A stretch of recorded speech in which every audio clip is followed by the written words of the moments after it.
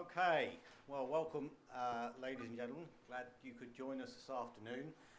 This is actually the 5th year that we've been doing presentations and projects on Nantucket. So the Nantucket Project Centre started in 2008. We actually took a year off in 2009, but since then we've been doing 4 or 5 projects a year for the last 5 years. So we've actually completed 33 projects, about 107 students so far have come through the Project Centre during that time. And I think today we've got a great set of projects, great set of students, so I'm glad you're here to hear them. For those that don't know the schedule, this is what we've got on for the day. So we're basically going to be doing 20-minute presentations, 10 minutes Q&A, and we'll work our way through. We'll try and keep on schedule, because I know some people may be coming and going based on their schedules themselves. I do want to, before we get going, just say a couple of words of thanks. Obviously to all our project hosts. We have 6 projects this year, and the teams will, I'm sure, say a little word about each of their hosts. I'd like to give a special shout out to Greg Tivnan, who's always right-hand man on the island, finding everything from rooms and camera crews and projects and so forth. So couldn't do all this without Greg, so thank you, Greg. And Jason also, who's been helping us and dealing with any number of teams and their web issues of one sort or another, and getting the word out about the projects and the Project Centre, so I appreciate that.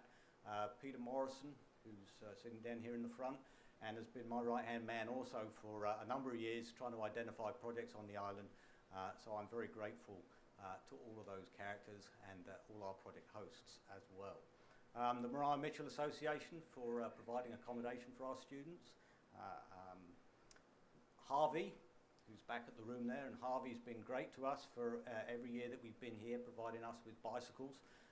We all scurry around the island on our bikes, and people say, how on earth do you get around in the middle of winter? Well, it's not quite the middle of winter, and actually the weather's been really good to us. And the bicycles are great. It's the best way to see the island, and we're very grateful to Harvey and Young's Bicycle Shop for providing those bikes.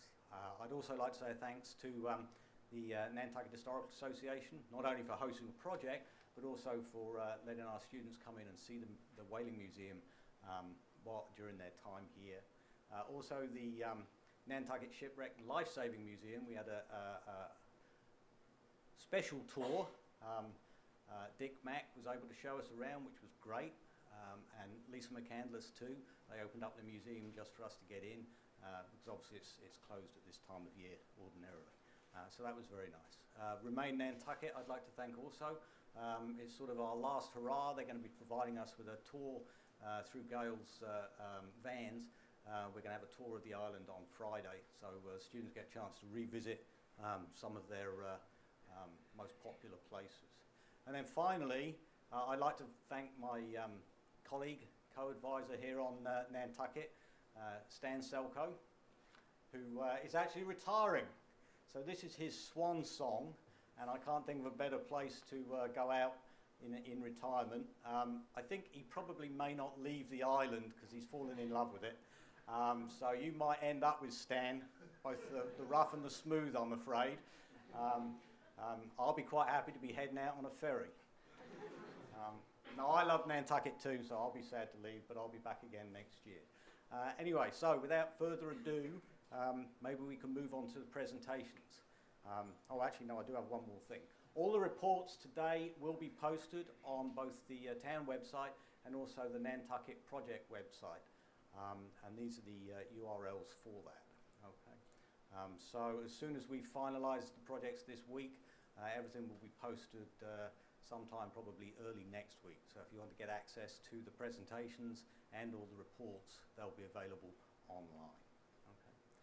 Okay, so I'd like to welcome our first team. Lauren, Katie and Chris are going to be talking about coastal erosion, which I'm sure lots of you know lots about, but they're going to tell you a little more. Thank you.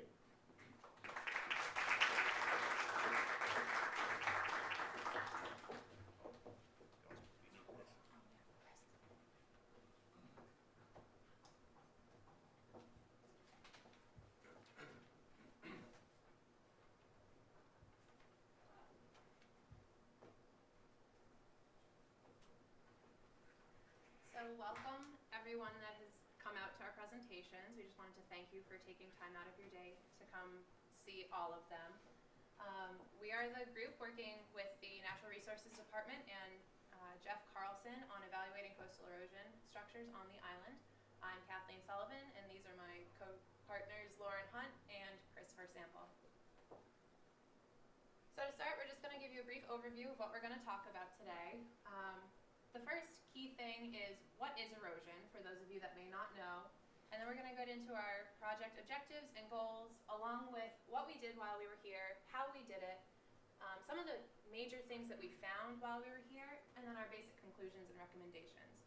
For those of you that don't have a handout, we also have a handout at the back of the room with some of the major definitions, along with a link and better picture of the Google My Maps application, which is available to the public.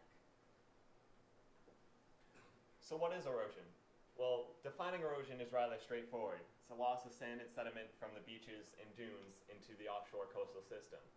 However, understanding coastal erosion is not such a straightforward task. There are many other influences that affect coastal erosion, including the location, weather, wind, and other natural forces that can increase or decrease the erosion rates. One of the maps that we looked at in particular is the Coastal Zone Management Morris data, which includes high water marks from 1884 to 2009. One of these areas out here that we're showing you here is out on Eel Point, which is at the most northwest section of the island. This is a great illustration because it shows you how dynamic coastline is. There's erosion in some parts, and in other parts there's deposition of where the sand goes. So why is erosion an issue?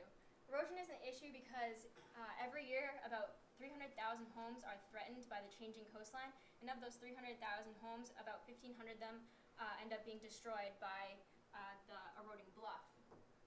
In Nantucket, the erosion rates vary between 2 to 12 feet every year depending on location. We looked specifically at the Sheep Pond Road area, and approximately 5 houses have been lost in the last decade due to erosion, and 10 houses have been relocated because of this issue. If you look at the top right-hand picture, this is a home we found located in that area that's actually bouncing on the bluff right now. And the bottom picture is the end of Sheep Pond Road with a sign that says "Extreme erosion, do not use." Here's another image of the Morris data, again with the 1884 and the 2009 high water marks. As you can see, it's severely eroded over these years, and it's approximately eroded about 1,700 feet. So the main goal for our project was to evaluate some of the conditions, the impacts, and the effectiveness of the structures on the island. Some of the limitations that we came across with our project is that there is no universal rating scale when it comes to effectiveness for these structures, so we had to come up with our own. Also, the erosion rates that we calculated were not done on our own in the field. We had to calculate them based off of aerial photographs and the Morris data.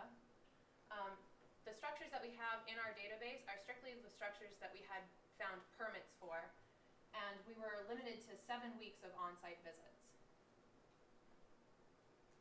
So to break down our main objective, we broke down our project into three basic objectives. The first objective is to categorize the data. We wanted to look at all of the erosion structures and from that compile them into one location and then evaluate their effectiveness from that.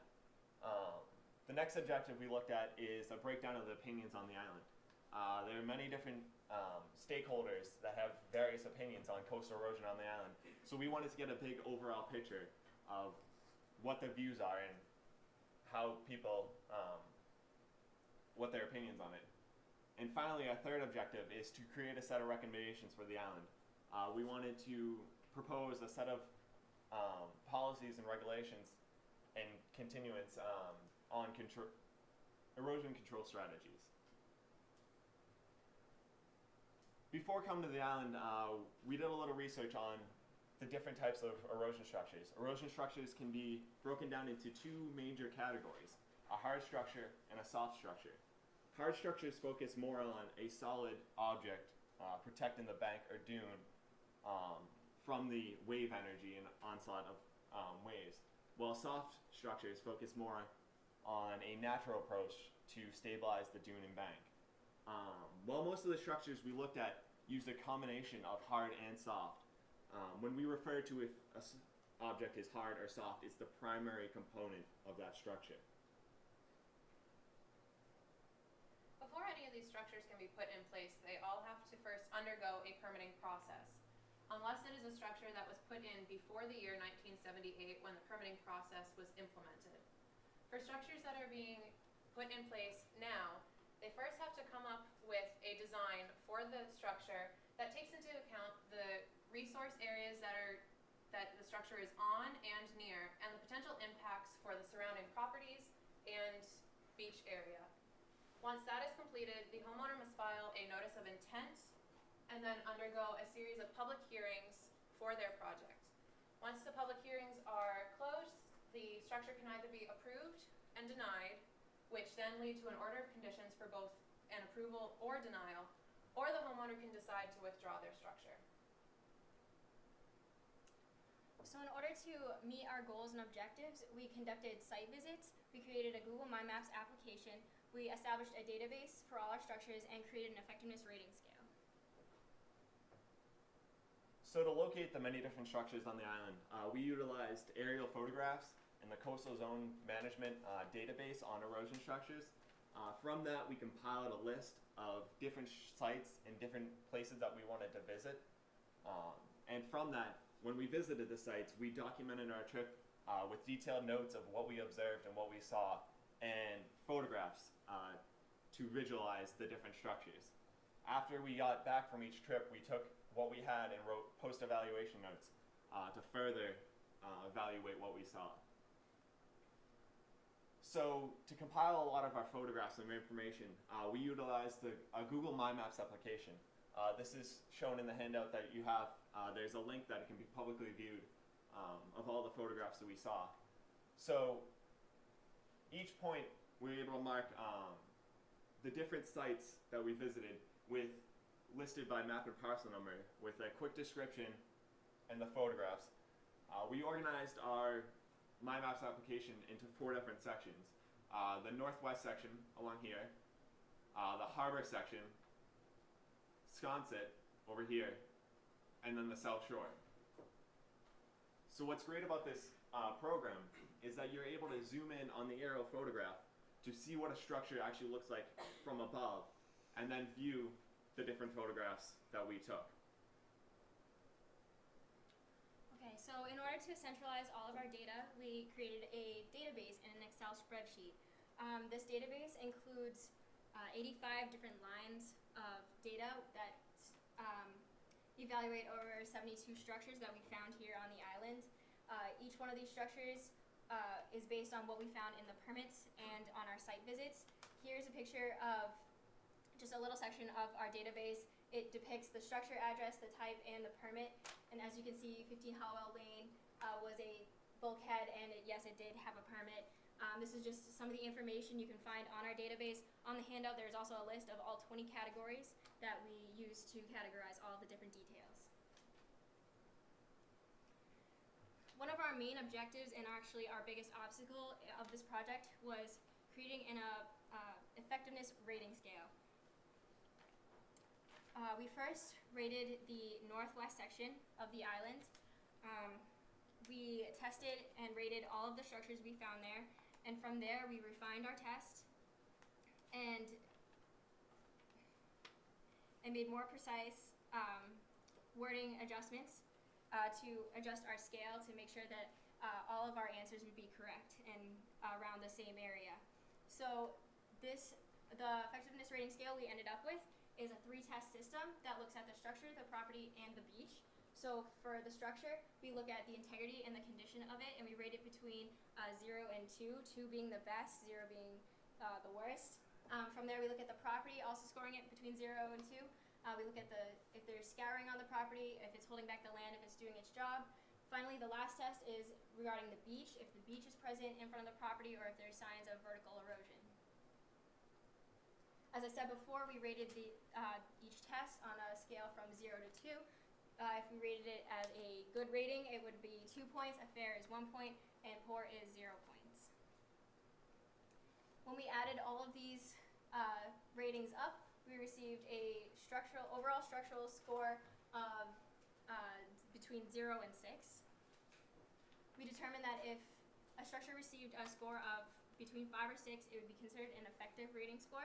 Anything between a 3 or 4 would be deemed adequate, and anything 2 or below would be considered ineffective. Our findings were based on the patterns we found in the database and our site visits. So as you can see, about 58% of the structures here on island are hard structures, while 42% of them were soft. Most of the structures here are located in the harbor section, and the Northwest coming in second place with 17% of these structures. The last 14% of the structures are made up of what we found on the South Shore and Sconset.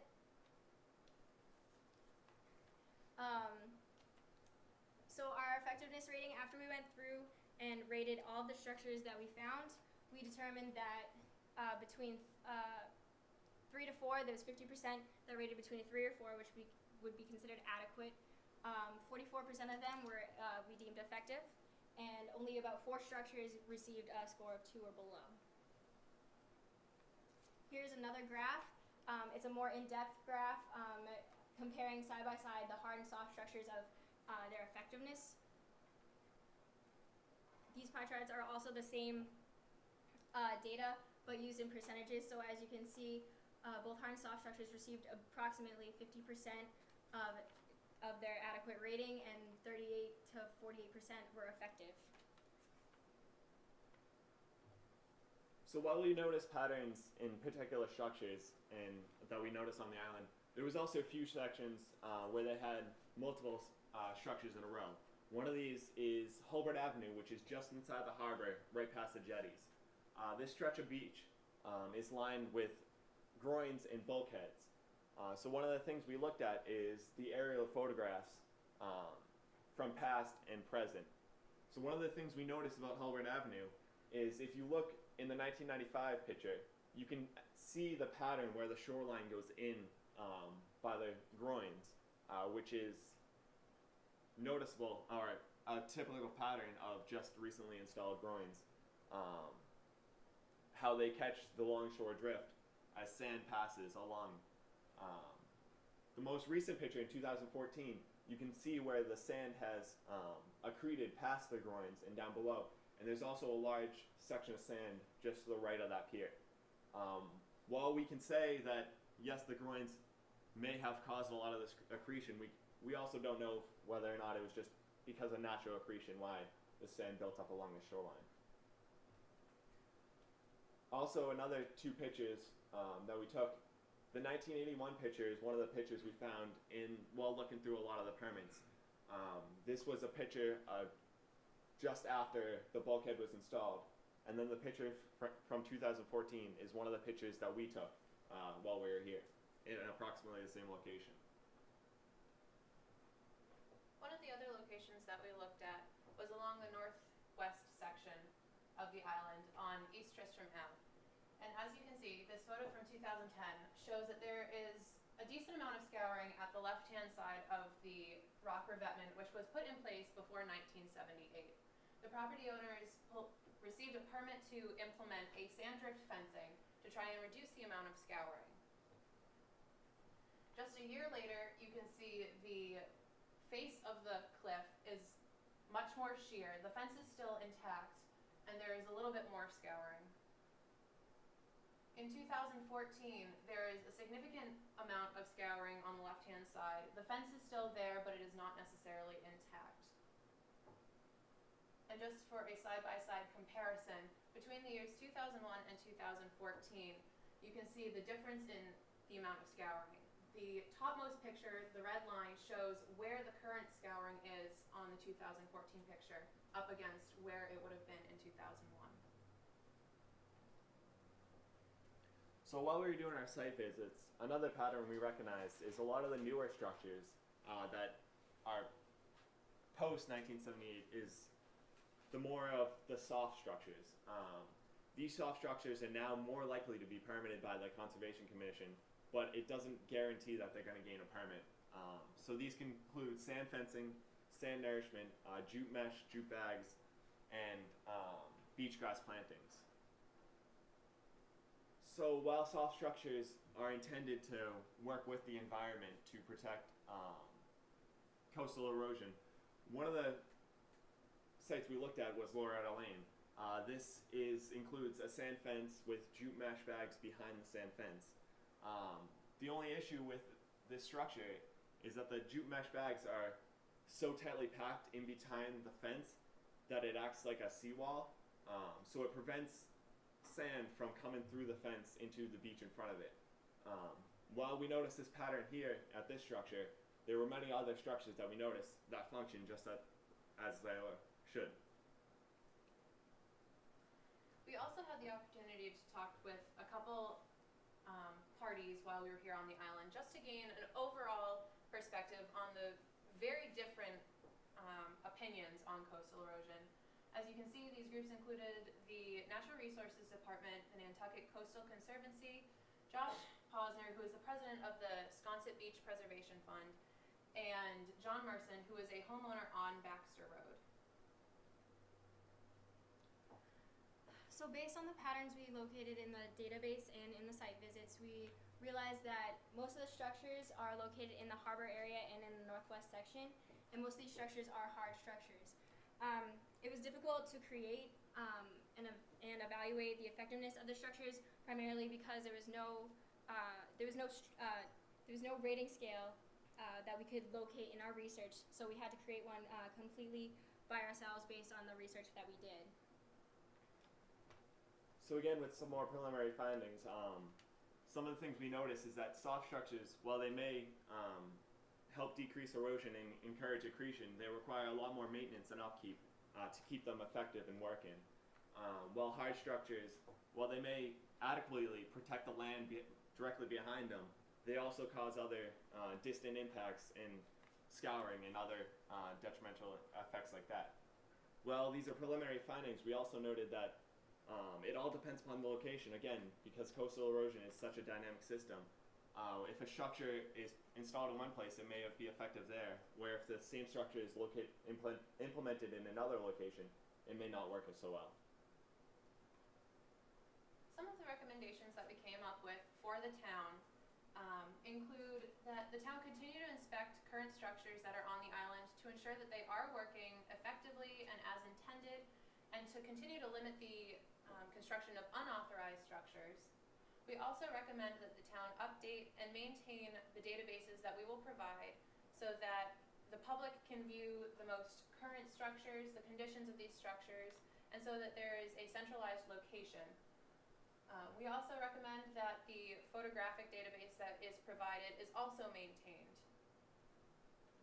Two other recommendations is that the Conservation Commission continues to work with homeowners in a positive way to ensure that these structures that will be implemented in the future meet Conservation Commission requirements while also benefiting the property owner and surrounding properties, and to develop a better systematic way of rating effectiveness on top of ours.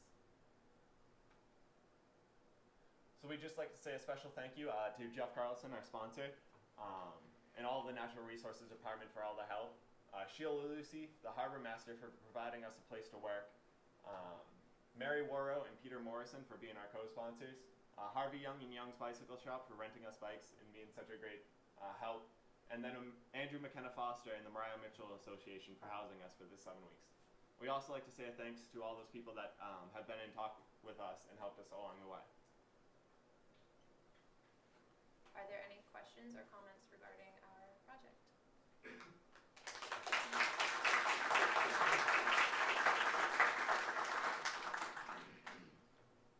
Maybe I can just say, if anybody has questions, please come forward. Since we are recording this and it will go out on Channel 18, if you have a question, it'd be great if you'd come up to the microphone. No questions.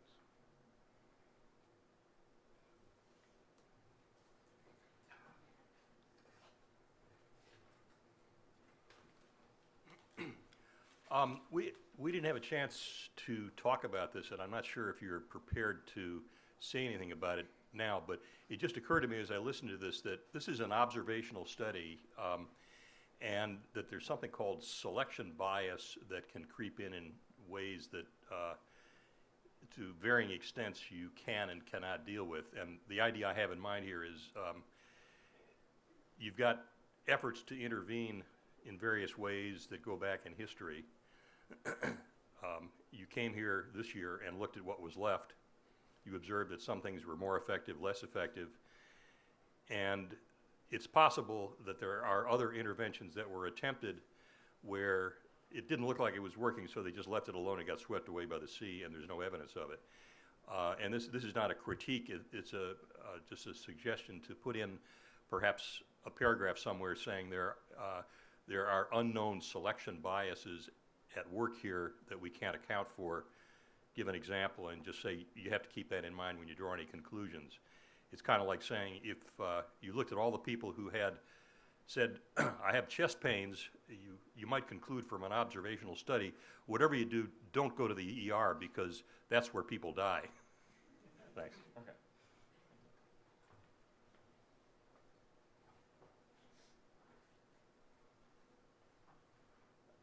You said that this was only approved structures, so there isn't any data on the non-approved structures. I'm just wondering if in the course of your research, do you have any idea how many unpermitted structures are out there? We actually didn't come across any other that we couldn't find permits for. So most of all the structures in the database are the ones that we did find permits for, but we didn't notice any that didn't have any permits. Okay, thank you. So Thanks. no problem.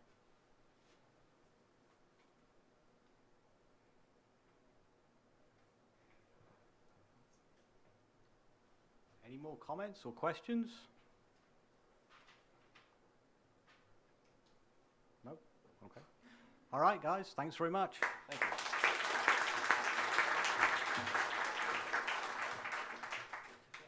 Great job.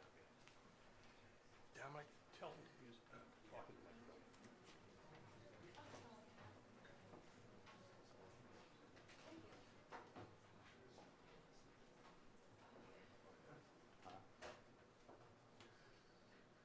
Trying to get rid of it. Yeah. Okay, so next up for today, we're going to have the team, Robbie, Carl, Ben and Vinny are going to come tell us about their efforts to help redevelop the airport website. I will ask the team while I'm up here to please make sure you step close to the microphone or we're not going to be able to pick you up on the film footage. Okay, so the floor is yours.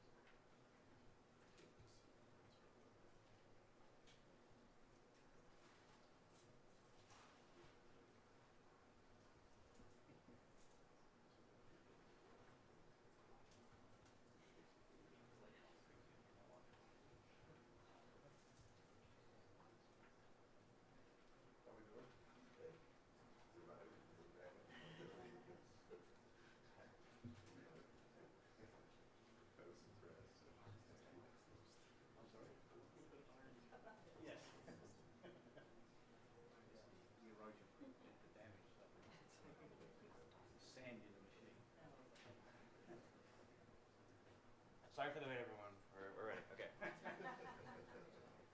Okay, use the microphones, please. Right. Okay. Okay, hello everyone. We just want to thank you all for coming out here today to see our presentations. We're a group of students from Worcester Polytechnic Institute. My name is Vinny Sabo. I'm Ben Rogers. I'm Carl Kuhn. I'm Robbie Esposito. So we've been working with Nantucket Memorial Airport and specifically Noah Carberg to redevelop the airport website. So we're here to tell you about the process of that. So let's take a closer look at how we started out. We identified, along with folks at the airport, that there was an unfortunate communications problem and community outreach problem specific to the airport's web presence. So if you take a look on the right, and we'll show it bigger in a moment, that's a thumbnail of what the previous airport website looked like. And you might notice that if we take a closer look there, confusion in the structure. So the navigation bar on the right-hand side of the screen has some confusing elements, and it's not consistent between pages. Another example of a weakness is the lack of dynamic content. So most of the content on this page doesn't really change at all with the times, and those are the types of problems that we wanted to fix with the airport. So we're taking a look at a solution. Thanks to Noah at the airport, we identified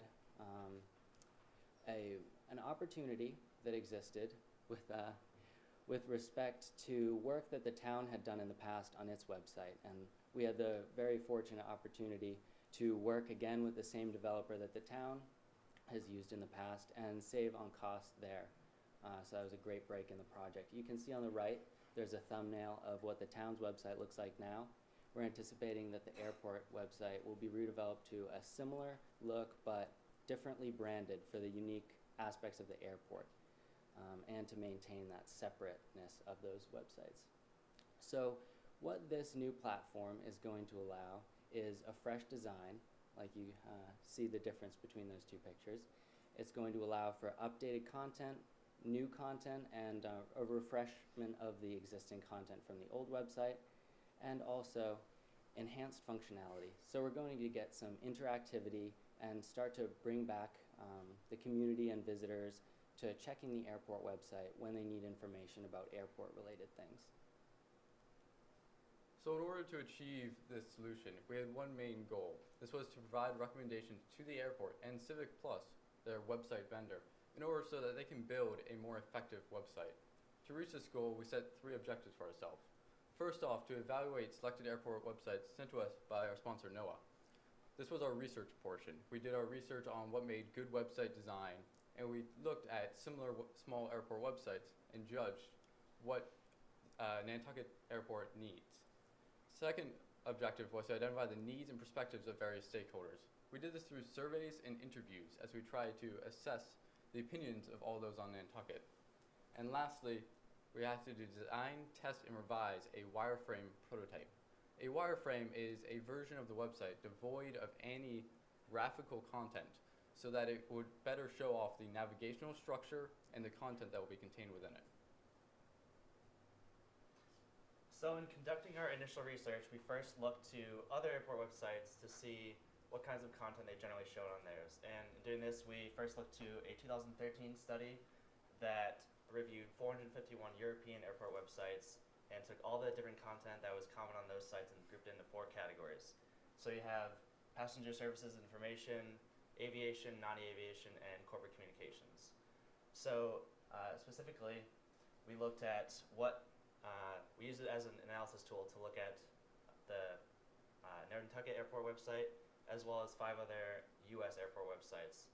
So here is just a checkoff of what the previous airport website, Nantucket Airport website, had.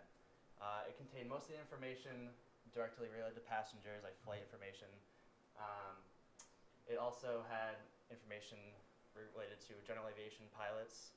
However, it lacked content in non-aviation and corporate communications. So specifically in reaching out to local businesses and acting as an outreach tool for them in order for them to display on our website what kind of things visitors to down can do. And then also, we did have content from airport planning and development, but there wasn't enough shown about the accomplishments the airport has in environmental attributes. So we want to showcase these on the new website.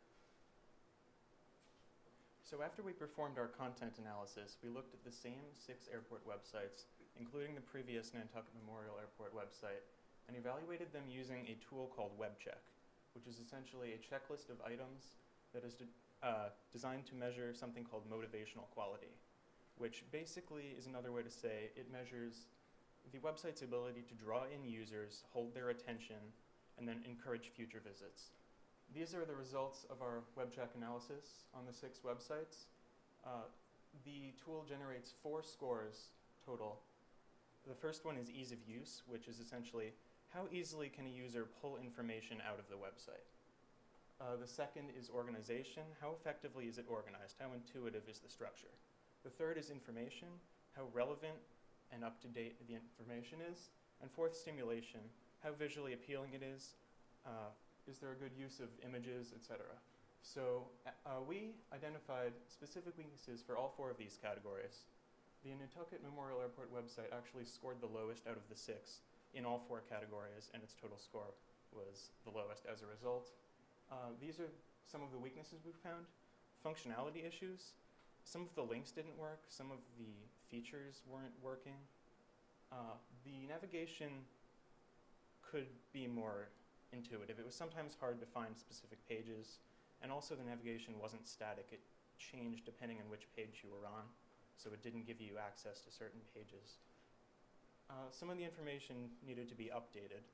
The statistics were updated annually, which was good, but a lot of the other content was just out of date. And finally, image use. There weren't enough images. There weren't any photographs of the airport. A lot of the images that were supposed to be there didn't show up when we looked at the page. And images are good to make a site more visually appealing. So after conducting all of our baseline and background research, we turned to the community to see what they wanted to see on the new airport website. So our first method was to conduct a survey. So we reached out to the airport staff, commissioners, town employees, island residents, local business owners, and also some pilots.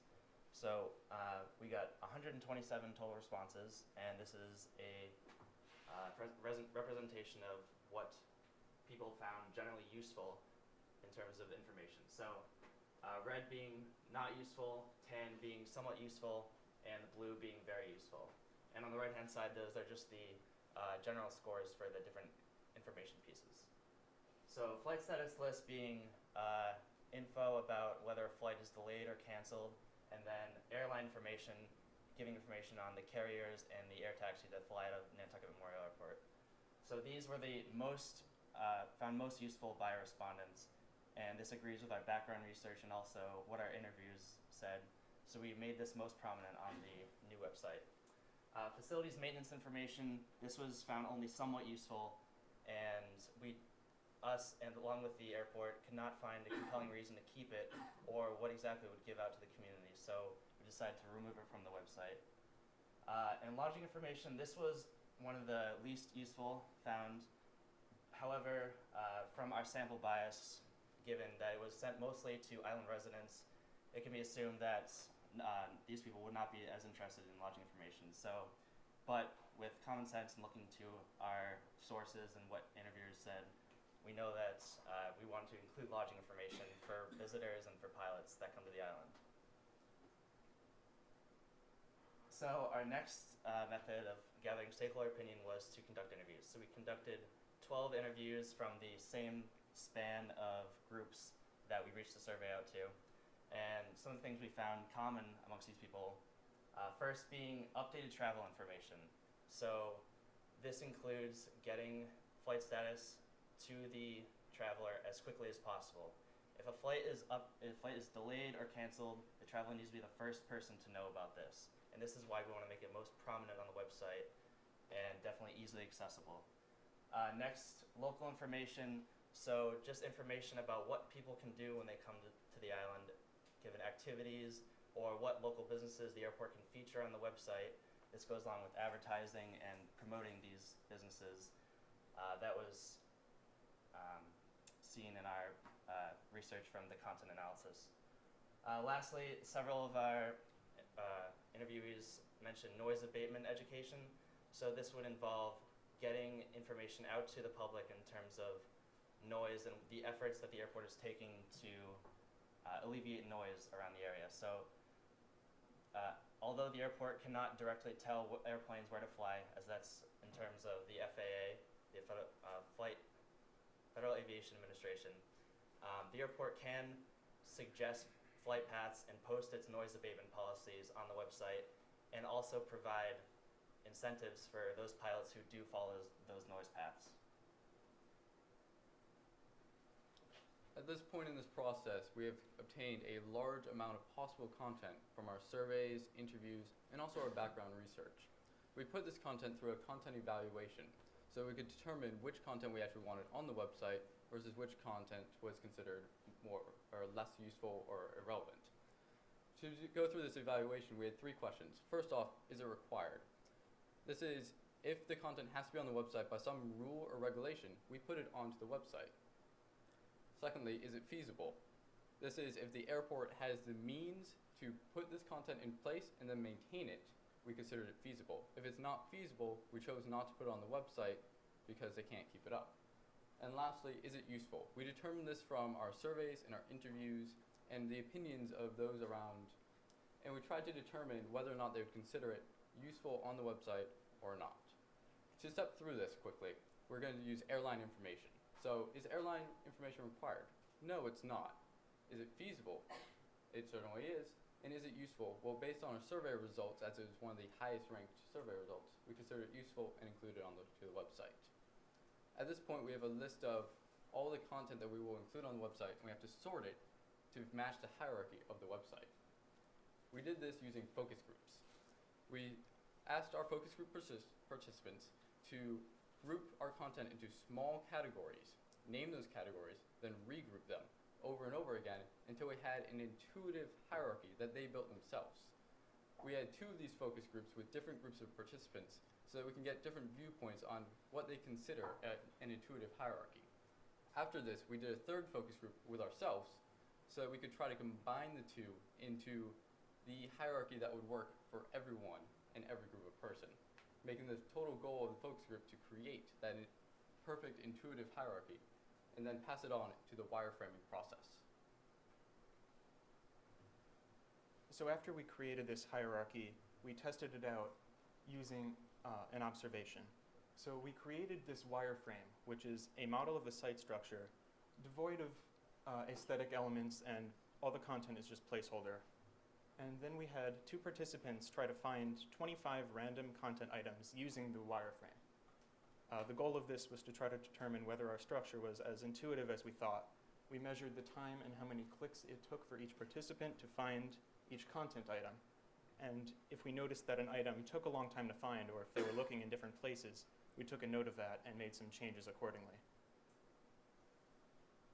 So now this is what our wireframe looks like after those changes.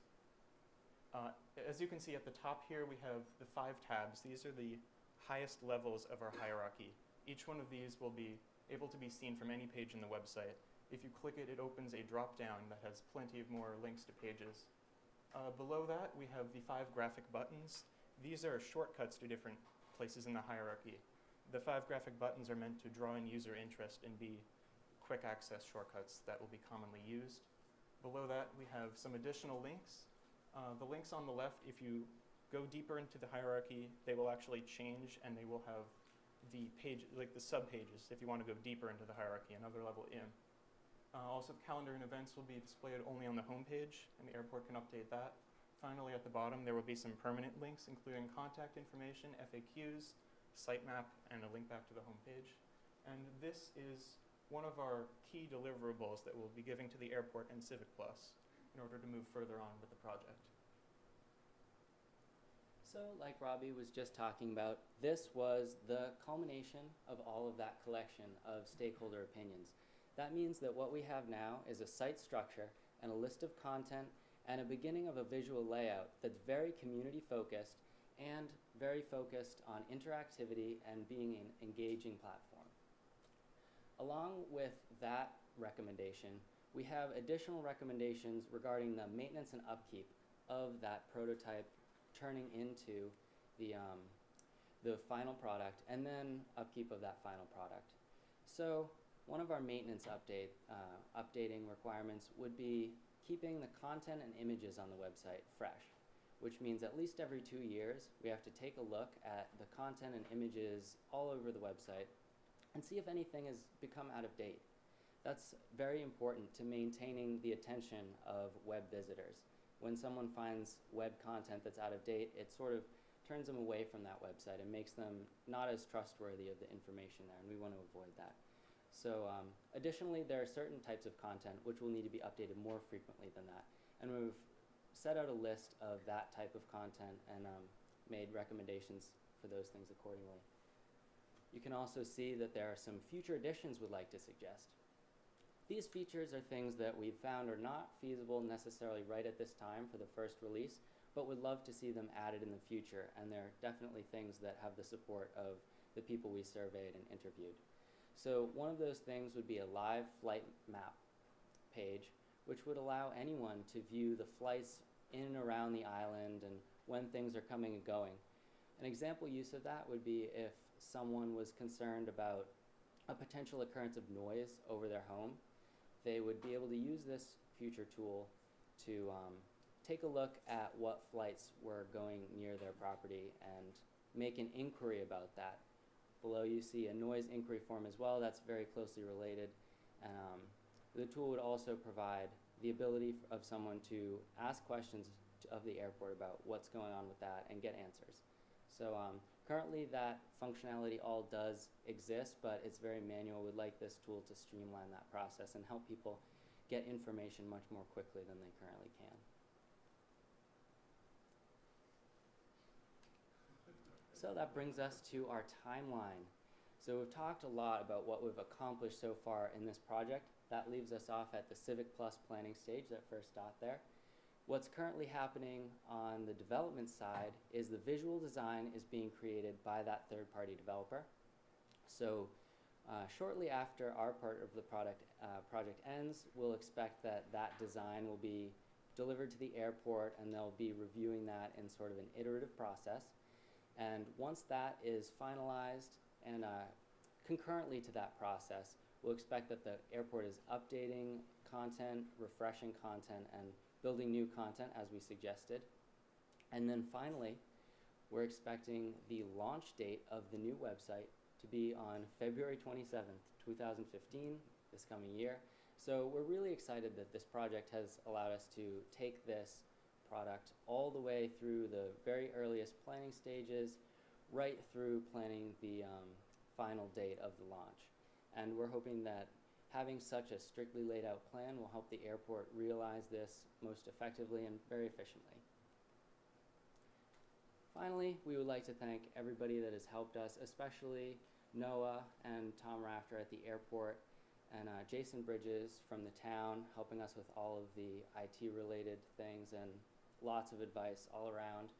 Would like to thank everyone who participated in our focus groups and interviews, and even the people, of course, that completed our survey. All of those responses were extremely helpful in making this product something that the community is really going to benefit from going forward. Of course, also Mariah Mitchell Association for helping out with our housing, and Harvey Young and Young's Bike Shop for providing the bicycles. Much appreciated. And now we'll entertain any questions that you have.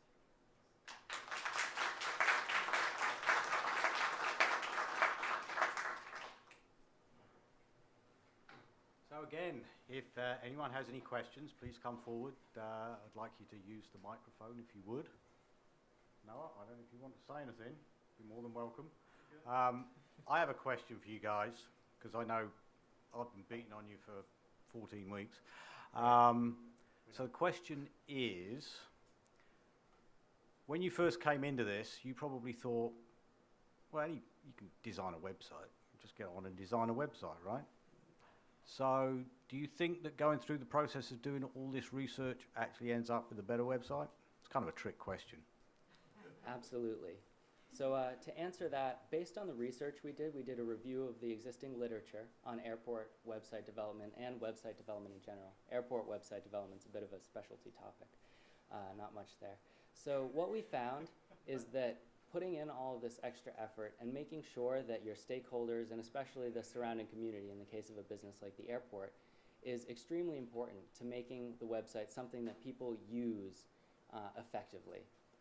And that matters especially for a business like the airport, because a lot of their customers, or a lot of the people that pass through the airport, are in a hurry and they're trying to get that information urgently, as quickly as possible, and without a lot of fuss. So we have to make sure that while we provide visual interest for people that are, kind of spending a little more time on the website, we also have to make sure not to distract from the content that's most important.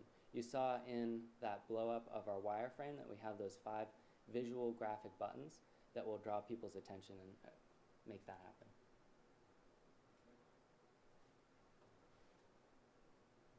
Any other questions? I guess you're all done. Thanks very much.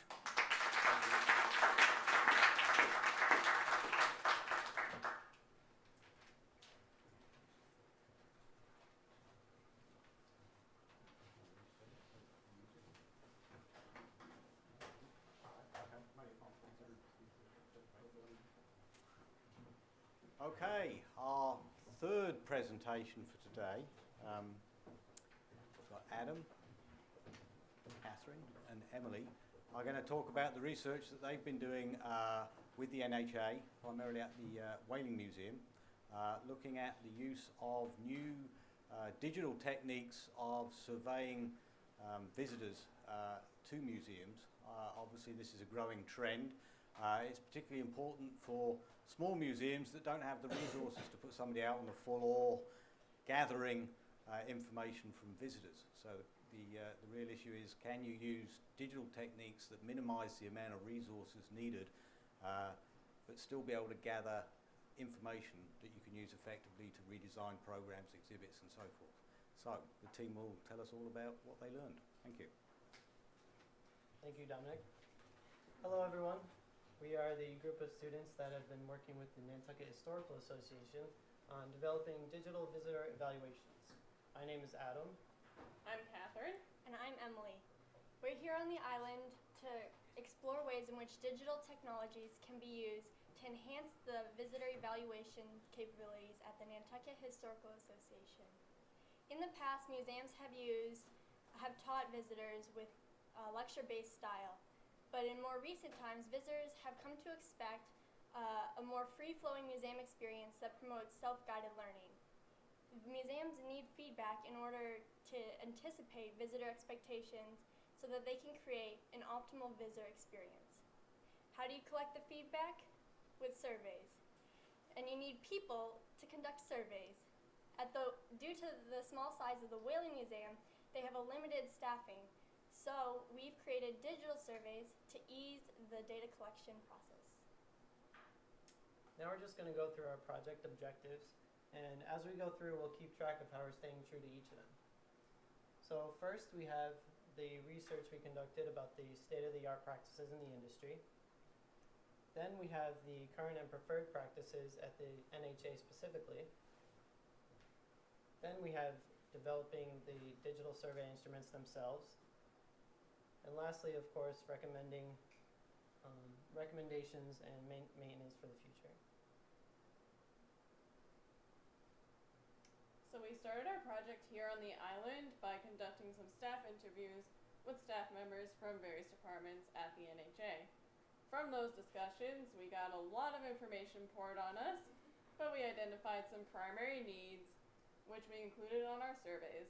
For the purpose of this presentation, we'll only be highlighting a few of those. Notice that the last two are actually the 2 types of deliverables we'll have, emailed surveys and standing iPad surveys, for which we'll need a survey provider. So now we're going to discuss some of the industry-leading survey providers that we found in our research. And those are Qualtrics, Survey Gizmo, SurveyMonkey, and Snap Surveys. Now, initially, when comparing the different features of these services, we found that Qualtrics and SurveyMonkey just didn't offer enough flexibility when creating their surveys. So we determined that the level of customization required could only be achieved through either Survey Gizmo or Snap Surveys. And now through using trials of both of these providers, we found that the software for Snap surveys was not as user-friendly as Survey Gizmo's online creator. And additionally, the quote we received from Snap surveys was outside of our budget. So ultimately, we got a subscription to Survey Gizmo because it was the best deal, it had the greatest features for the lowest price, and we used it to create the following surveys. So in our survey development process, we segmented our categories of information into 5 initial surveys. Considering the time we have here on the island for our project, we narrowed our focus down to 2 surveys which would produce the most useful information. These were the Museum Survey and the 2014 NHA Program Survey. The purpose of the Museum Survey is to collect visitor information as well as feedback on exhibits, galleries, and the daily programs that the museum offers. It's meant to be a standalone kiosk survey in the museum. And here is a snapshot of the survey that we've created. The purpose of the program survey is to collect program attendees' opinion on the past programs in the year, as well as what they would like to see going forward in the future. We sent out the program survey to the NHA's contact list. And here is a snapshot of what we've created. So now we're going to talk more in depth about 4 of the NHA's interests and how we address them in the 2 surveys that Emily just talked about. So we'll start with branding. So whoever comes to the island probably knows about the Nantucket Whaling Museum because it's a pretty iconic structure. But fewer people know about the NHA. And even fewer people than that actually know that the Whaling Museum is part of the NHA's larger body of properties. So, by addressing the branding issue, we're trying to highlight that connection. So, how did we address the branding issue in our museum survey? We started off with a little subtle advertisement by asking the visitor if he's gone to other historic sites. We're pointing out that the NHA controls the Whaling Museum as well. And we're also encouraging the respondent to further explore the rest of the brand. We also encourage the respondent to further delve into the brand and receive more materials about the NHA by providing his email address. So how did this work out for us? During our public testing, we actually got 13.6% of people to give their email address, which is actually a pretty good rate for providing such personal information. So we do recommend that the NHA continues to request email addresses in order to expand their email database and further their outreach. Moving on to the program survey, we also employed some subtle advertisement by asking the respondent what types of programs he's been to. As the respondent reads through the answer options, he's learning about the wide variety of programs that the NHA offers. Next, we also employed some not so subtle advertisement. 13 out of the 15 questions on our survey included the acronym NHA. And that's not a bad thing. According to our open text responses, we got a lot of comments about every single aspect about a variety of aspects of the NHA. Not just the programs that we were looking for, but also the content of the Whaling Museum, the value of the membership, and the use of historic properties. So, what does this mean? It means that respondents are generally really aware of the scope of the NHA brand, and they have some strong feelings about it that they're willing to share. So a good way to keep a consistent and clear brand is through advertising. Now, the NHA advertises programs, events, and the museum itself through many different means, but here are just some general categories that they can go into. First, there are the NHA materials, which account for emails to the subscribers, along with physical pamphlets and flyers, as well as all the posts on the website and the social media pages. Next, we have the local newspapers around town, which feature NHA advertisements. And lastly, we have just museum visits and hearing about programs by word of mouth. Now, most people don't hear about programs through one source exclusively. It's usually some mixture of every different source. So we gave the survey takers the ability to select multiple answers when answering our question, how do you usually hear about NHA programs? And this produced some interesting results. These red sections indicate the various NHA materials, which account for over 40%. And here below are the local newspapers, mostly the Inquirer and Mirror and Yesterday's Island. So looking forward, we recommend that the NHA continue to analyze this data in future years if they are to send out 2015 program surveys at the end of next year. And the NHA also has the ability to analyze this data by residency or age in order to figure out which is the best mode of advertisement for certain points in the year for certain programs. And lastly, we recommend that they analyze a similar question posted on the museum survey, because the data collected from that survey, especially during the summer months, is sure to give results from a much more varied sample audience.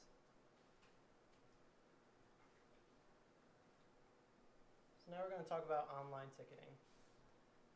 Currently, the NHA provides the option to purchase program tickets online for a few of its programs. And what they want to know is if they should provide this for more of their programs. So let's go over some of the benefits to online purchasing. First, there is more information collected about the visitor. Next, program planners are able to better anticipate the sizes of the audience to these programs. And with that information, for programs that include food, drink, or other supplies, the program planners are able to adjust orders accordingly and minimize waste. So we address this by asking, how did you purchase the majority of your program tickets? And if available, would you use online ticketing for all NHA programs? And from the results of these questions, we see that most people are buying tickets in person, yet there is still a significant amount of reported online usage. And furthermore, when looking at the preferences, twice the amount of people said they would prefer to use online ticketing. So what we can gather from this is that there's a general curiosity about the online option, yet there's still a significant amount of hesitation, as you can see in the not sure options of 42%. So what we recommend is that the NHA make this option available for at least a few more programs, if only to further expose people to this option. And then in the future, maybe at the end of next year, they can analyze this data again and track any progression in these responses. So now that we've addressed how people buy tickets, how do we address how much we should charge for them? So the NHA generally wants to know how much they should charge for programs and if they're charging the right amount for museum admission. So how do we address this in our surveys? There are a few different approaches. First of which is a very direct approach, simply asking the respondent, price of admission was much too low or much too high. Well, that's a little blunt, and who's going to respond much too low to that question? Next, we have the indirect approach, where the respondent is asked to rate the value of the price of admission, poor value to great value. Next, we have the semi-direct approach, where the respondent is asked whether he agrees with the statement, the price of admission was reasonable. So again, we have 3 approaches and 2 surveys. Well, the first approach is not so tactful, so we'll throw that away. Now we have 2 approaches, 2 surveys. Guess what that means? We'll adjust the wording a bit and apply the approaches accordingly. So how does this work for the museum survey? During our public testing, we had this phrasing of the question again, and we had actually NHA members had a hard time answering this question. Why is that? Well, one of the many excellent benefits of being a member of the NHA is that you pay nothing to get into the Whirling Museum. So how are you supposed to comment on the price of admission? One of the advantages of having this be done digitally is that we can utilize question routing. With question routing, we can have our non-members answer the question, and our members just bypass it. Moving on to the programs survey.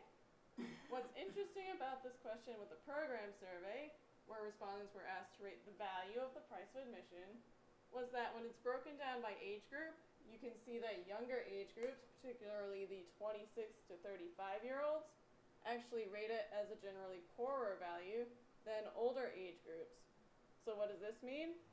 It means that visitors are generally less satisfied with program pricing in the older age groups. Interestingly enough, we see the same correlation when respondents are asked to rate their overall satisfaction with NHA programs. Again, younger age groups are generally dissatisfied and older age groups are satisfied. So what are the implications of these findings? There are two possible implications. One is that programs may be generally geared more towards older age groups, or this demographic might just have more disposable income. So our recommendation is that the NHA might want to increase their focus on younger age groups, if only to better assess why they are generally dissatisfied with their program experience. Now, looking at the larger findings and recommendations, during our public testing of the museum survey, we first administered the surveys on iPads, and then after the respondents were done with the survey, we asked a series of follow-up questions. At the end of the testing period, we analyzed the results and modified our survey accordingly. Of the 64 visitors who completed our survey, 87.5% of them said that they own their own smartphone or tablet, which indicates that people are familiar with the technology we are using. On the first day of testing, 55.5% of respondents reported having difficulty with the touchscreen and with the delay. We looked into the problem and we discovered that it was because of a Wi-Fi connectivity issue. So to solve this, we conducted some Wi-Fi speed tests to determine the best location for a survey. And then as a result, on our last day of testing, we only had a 9.5% of people respond that they had difficulty with the delay. So this is a great improvement. Also, we had 94% of all respondents say that the length of the survey was just right, which was really encouraging. So we recommend that the NHA administer standing kiosk surveys in the museum. Now, looking at the program survey, we sent this survey out to all 5,000 people on the NHA contact list. Of the 5,000 people, 1,100 people clicked open the email. And of the 1,100 people, only 59 people completed the survey. This amounts to a low 5.36% response rate. So what we recommend to gather more responses is to send out social media blasts, email reminders, and also offer incentives to encourage further responses.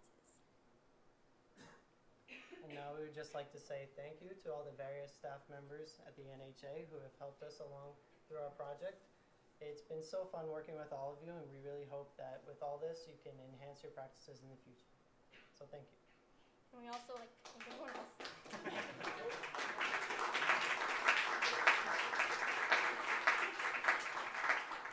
Any questions or comments? Anyone who has questions or comments, please step forward to the microphone. Katie, Marjan, do you want to say a word or anything? Well, I just think that the team was wonderful to work with. I think, it's kind of like airing your dirty laundry, although I don't feel like we have a lot of dirty laundry. It is, it's a great sort of reminder of how far we all have come and also how much further we can go. So when I see dissatisfied, there's like my face kind of heats up. Who are these 26 to 35-year-olds who are dissatisfied, and how can we make them happy? So thank you for shedding a lot of light on what can be in museums quite a mysterious element, and visitor feedback is it's a big field for all museums, and smaller museums wrestle with limited resources. So thank you all for helping. I think Stanley has a question, but he has to come to the microphone. I'll do it. Following up on Marjan's question on airing your dirty laundry, you're trying to study visitor behavior. You followed them in the museum. You tried to gather data on visitors. Did you have concerns, or what controls did you apply to protect privacy. When you ask me a question, I assume there's a certain confidentiality between me and you. But then you use this. So did you have concerns, and what did you do when you did surveys and all that? Well, we know that any tests conducted with our museum survey were anonymous. We just stood with the iPads and gave them to people. They didn't have to sign in or anything. We actually had we talked about the emails that we received. So people are generally comfortable with us, and they didn't have to give any information. They just told us the features of the survey and how we could improve upon it. So do you want to talk about the program survey? Sure. With the programs survey, it was emailed out, and respondents actually, again, the responses were anonymous, but they had the option to actually provide their information, like their name and their email address, just to identify themselves in case they wanted the NHA to follow up with them.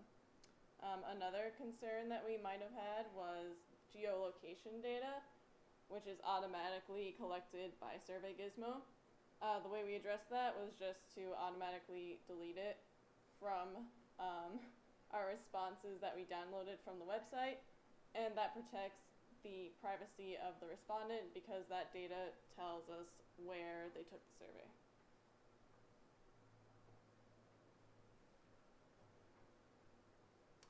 Any other questions? Peter, on up. I can't resist telling you that I've not been a part of this group, but I just want to say I really enjoyed the animation, and also I was struck by how carefully you explained the questionnaire design and how you went from the different versions of the questions, because that really is an important thing for people to understand. And, you know, we all get surveyed all the time, and, you know, you get a phone call and you say, why are you asking me this stupid question? And I'm going to respond by hanging up so that you'll be able to count me as part of the non-response rate, and then you can talk about what you learned from the 2% of the people who had enough time on their hand to want to talk to you. So what you've done here, I think, is in addition to providing us with some substance, you've also educated us a bit about how to, what the limitations are of the methodologies when you try to extract information from people. And I'm fascinated by the finding about the younger group, and I guess I can think of another logical solution to the problem that Marjan has, which is perhaps if you boost their disposable income, then they will find themselves more able to and afford the ticket and be more satisfied with it. But it does pose a very interesting kind of question as to why is it that you feel this way, and is your feeling about the price of the ticket kind of, does it correspond with everything else about Nantucket, which is, my problem is that everything here is too expensive, including your ticket. And so maybe it's not something that anybody should really worry too much about. But thanks for doing a great job. Thank you very much. Thank you. Maybe I can step in and make Marjan feel a little happier. It seems to me, unless I'm misinterpreting your data, and you should let me know if that's the case, we're not really talking about people being dissatisfied so much as there's a segment of that 25 plus age group that rates it as being a little more dissatisfied. It was more about the correlation of the overall satisfaction with the pricing, and that both of them were for the younger age groups. So that's something that probably wouldn't have been collected before, since there were no systems in place to gather that type of feedback. So it's something to look into in the future, and we're trying to give them sort of a general direction of where to look. Okay. I have a question that's sort of similar to the question I asked the web design group too, which is something we run into every time we do these kinds of projects where we're developing surveys, is students come in at the beginning of term, so when we do the prep term before we come to the island, we have an intensive prep period where we try and do background research and so on and so forth. And many students come in thinking, well, any idiot can write a questionnaire. What does it take to write a questionnaire? You just put a few questions on a piece of paper and away you go. So I'm curious to know, or maybe I'm not so curious to know, what you think you learned during this process of trying to devise a questionnaire or a couple of different questionnaire survey instruments. I'll take it. The most important thing that I learned about developing questionnaires is that the wording has to not be intimidating to the user.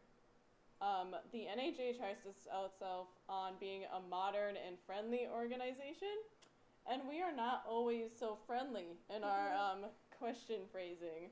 For example, please rate your level of agreement with the following statement. It's a little robotic, so we had to change the wording around quite a few times in order to better fit with the NHA brand. Additionally, we kind of set our standards a little high when it comes to how quickly we could develop these surveys. As Emily mentioned before, we had 5 surveys, and we plan to do those, I think, in like 2 weeks' time. That didn't happen. It takes more planning than we initially thought, for sure. Yeah, working with the NHA very intimately, going over every question, every wording, just making sure it's just right so people want to respond and want to give their response. So it was a long process, but it was very eye-opening, and I benefited a lot from it. I won't say no to people who ask me to take a survey next time.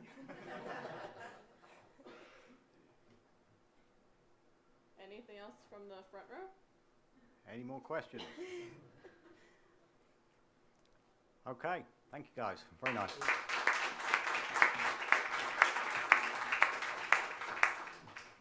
I think since we're about 10 minutes ahead of schedule here, we're going to have a little bathroom break since we're at the halfway point. So give time for people who are trying to get in for the 1:30 or 2:30 session.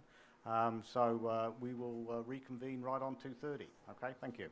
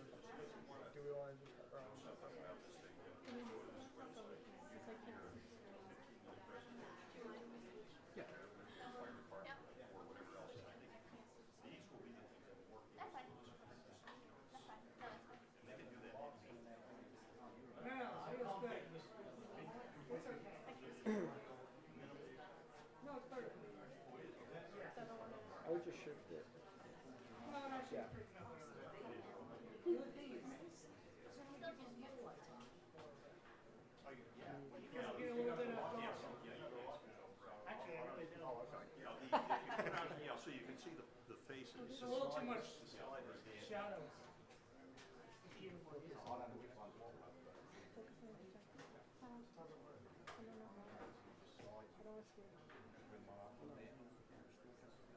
Yeah, but I tried to go on. I just want to have The ones that are off, huh? Do you know which one's what? This is an audio. No. Yeah, I thought the same thing when I walked in, but George said it was lights. I know. Obviously we do now.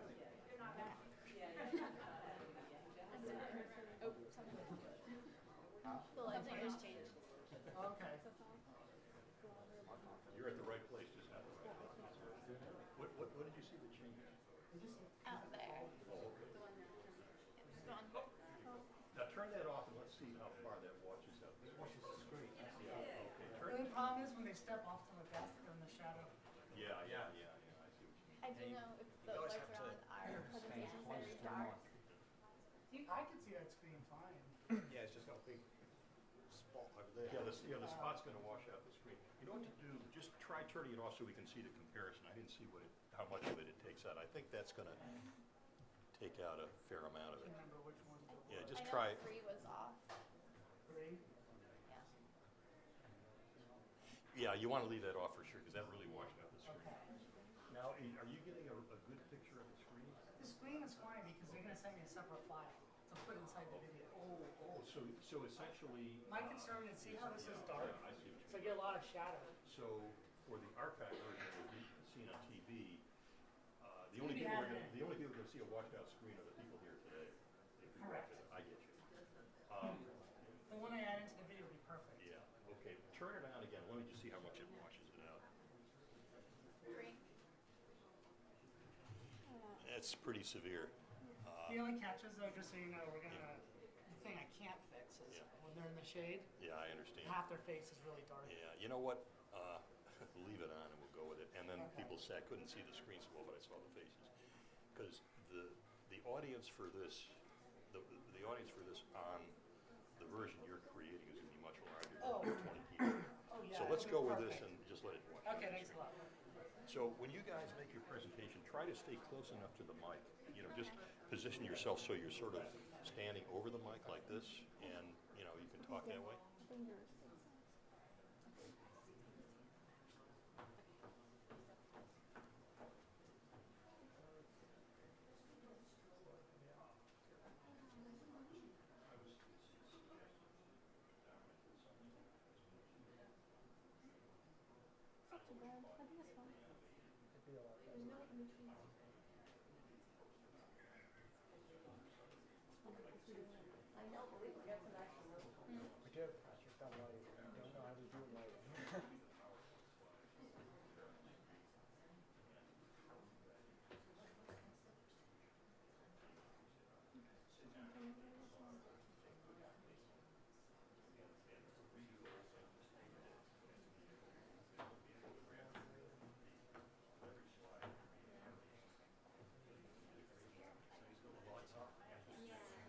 can argue with him. Yeah, part of the thing is he's going to take the presentation and cut it in, but it's for the audience.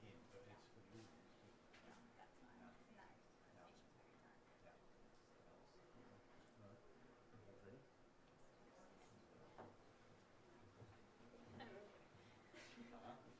We are.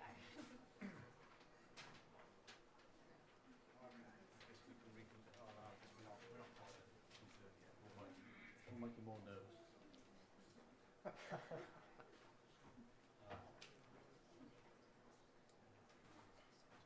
I should say too, for those that weren't here previously, the presentations today will be posted on the Nantucket project website, and the papers will be available on the town website, and the proceedings are being filmed and will go out on Channel 18 at some point in the near future. Okay.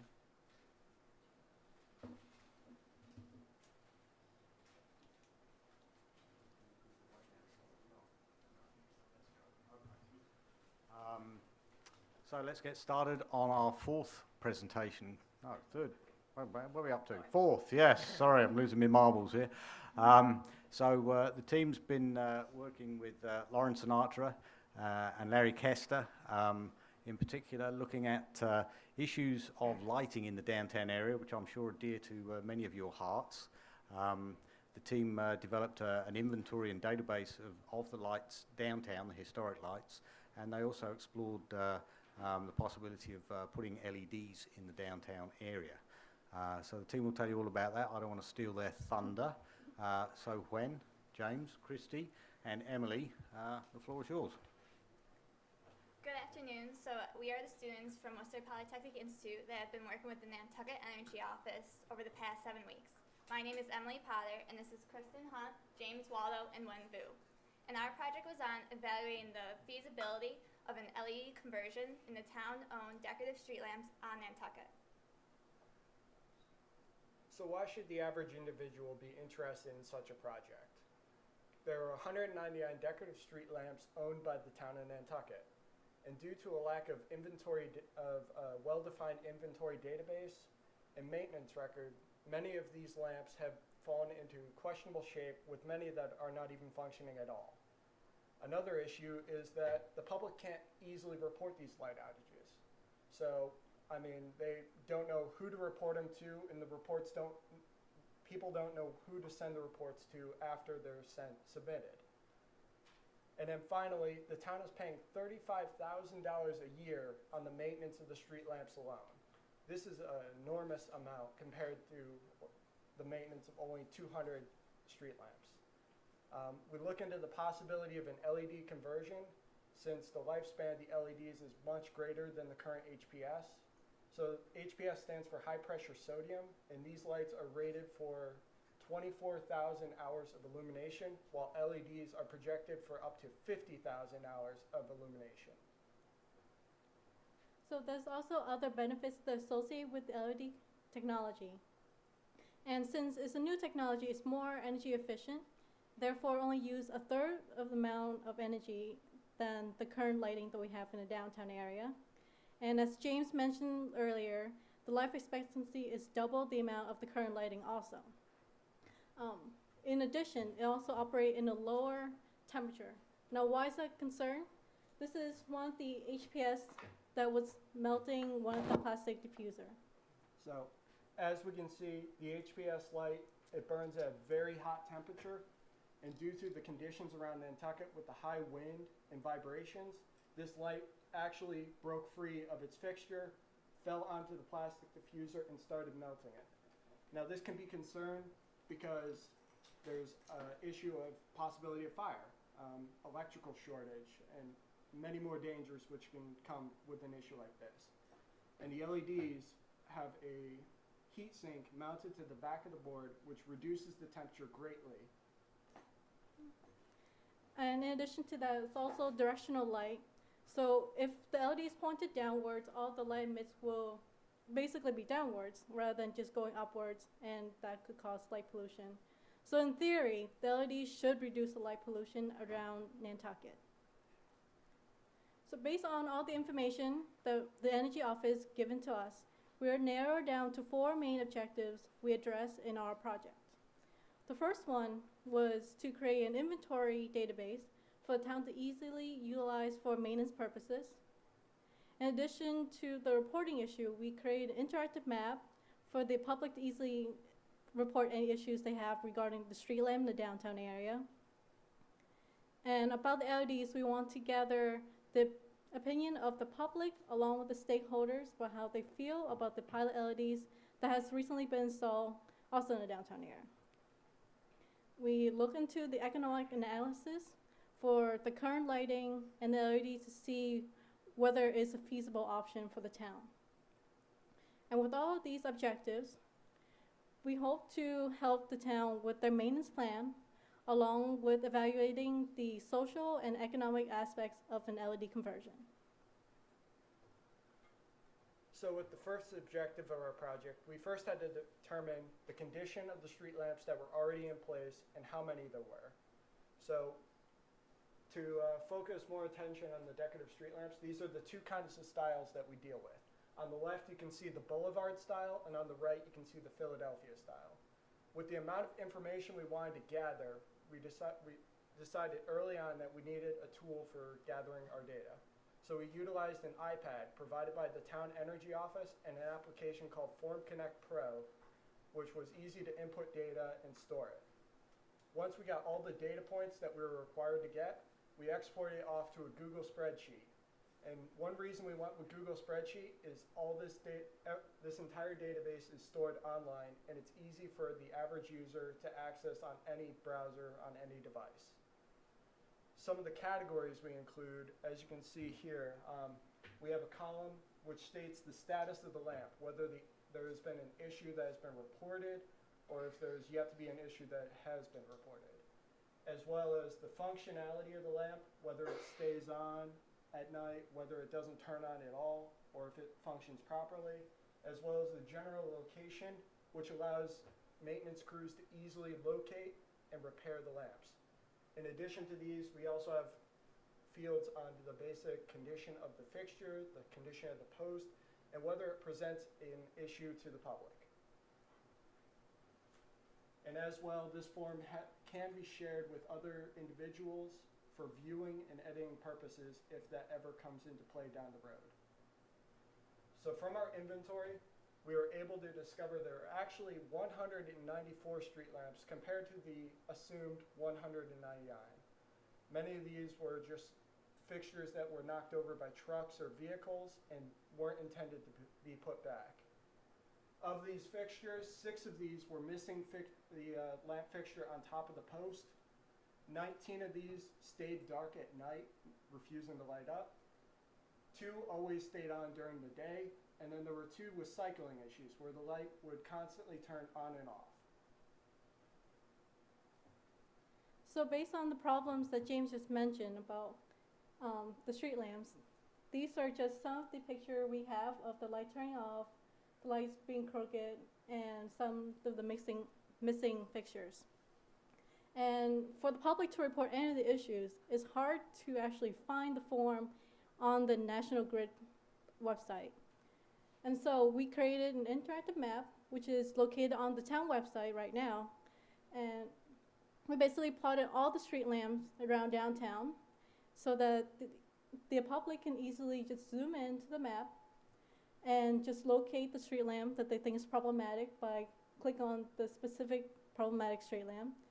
And then a box will appear, and it shows its daytime pictures for identification purposes, along with its location and current statuses, similar to the inventory about whether there's an issue present, the issue has been reported, or an issue is being addressed.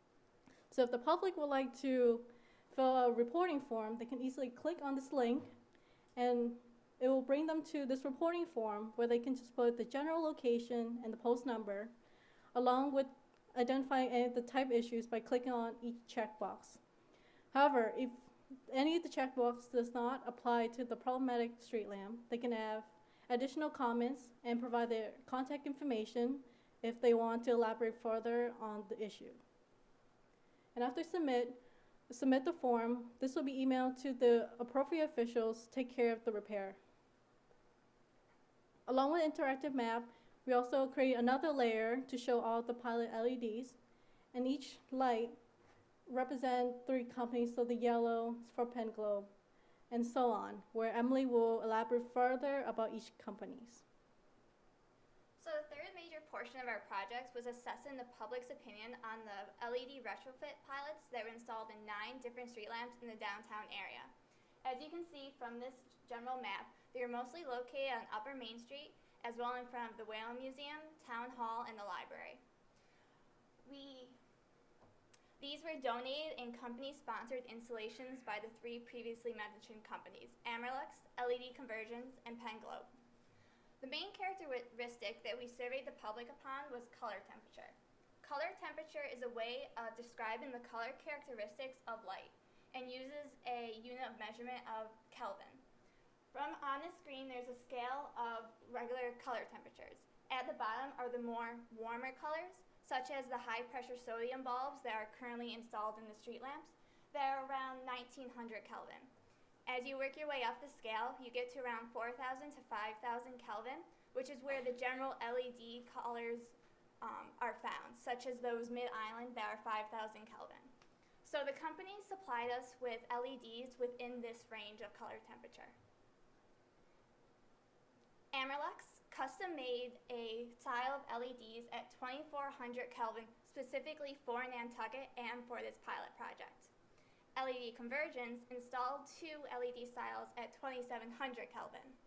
PenGlobe, which is the company the town currently purchases their street lamp fixtures from, gave 3 different styles of LEDs for this pilot project.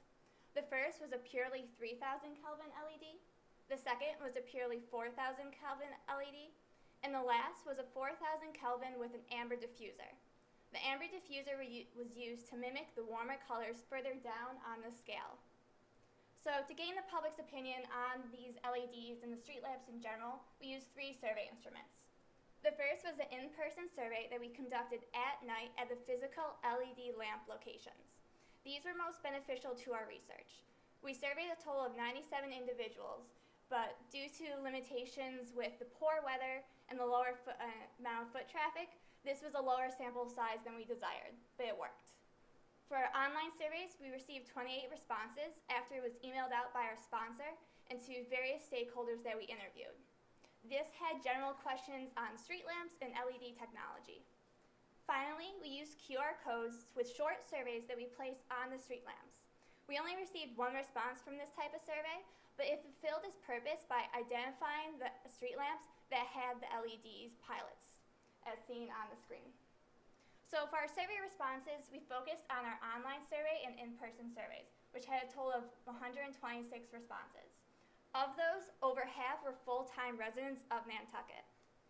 So of the 126, we noticed that 40% of the responses thought the amount of lighting in the downtown area was inadequate.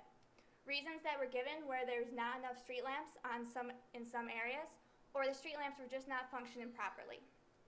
Another response that interests us, as seen from the chart on the screen, was that 66% thought additional resources, both monetary and personnel, should be directed towards general street lamp upkeep and repairs. So for our in-person survey, we asked specific questions on the LEDs themselves. Of those, about 3/4 of the respondents thought the LED was appropriate for the historic reputation of the downtown Nantucket area. A major characteristic that was favored by the public was the brightness of these LEDs when compared to the current high-pressure sodium lighting. Also listed above is a couple reasons from our online survey that the public would support LED conversion. We will touch upon these later in our recommendations. So overall, from our surveys, 90% of the people we asked would support an LED conversion because of the benefits that accompany LED technology, such as 2/3 less energy usage and theoretically less required maintenance. Our fourth objective of the project was to conduct an economic analysis. To conduct this analysis, we talked to 3 pilot companies and gained information such as the retrofit costs, the installation costs, and the shipping costs. From the retrofit costs, we were able to calculate the entire retrofit cost, the second line there, and then with this information and the information provided from National Grid that they would provide a $75 incentive per fixture, we were able to calculate the total retrofit cost for the whole conversion, and then we split it up per fixture so you could break it down.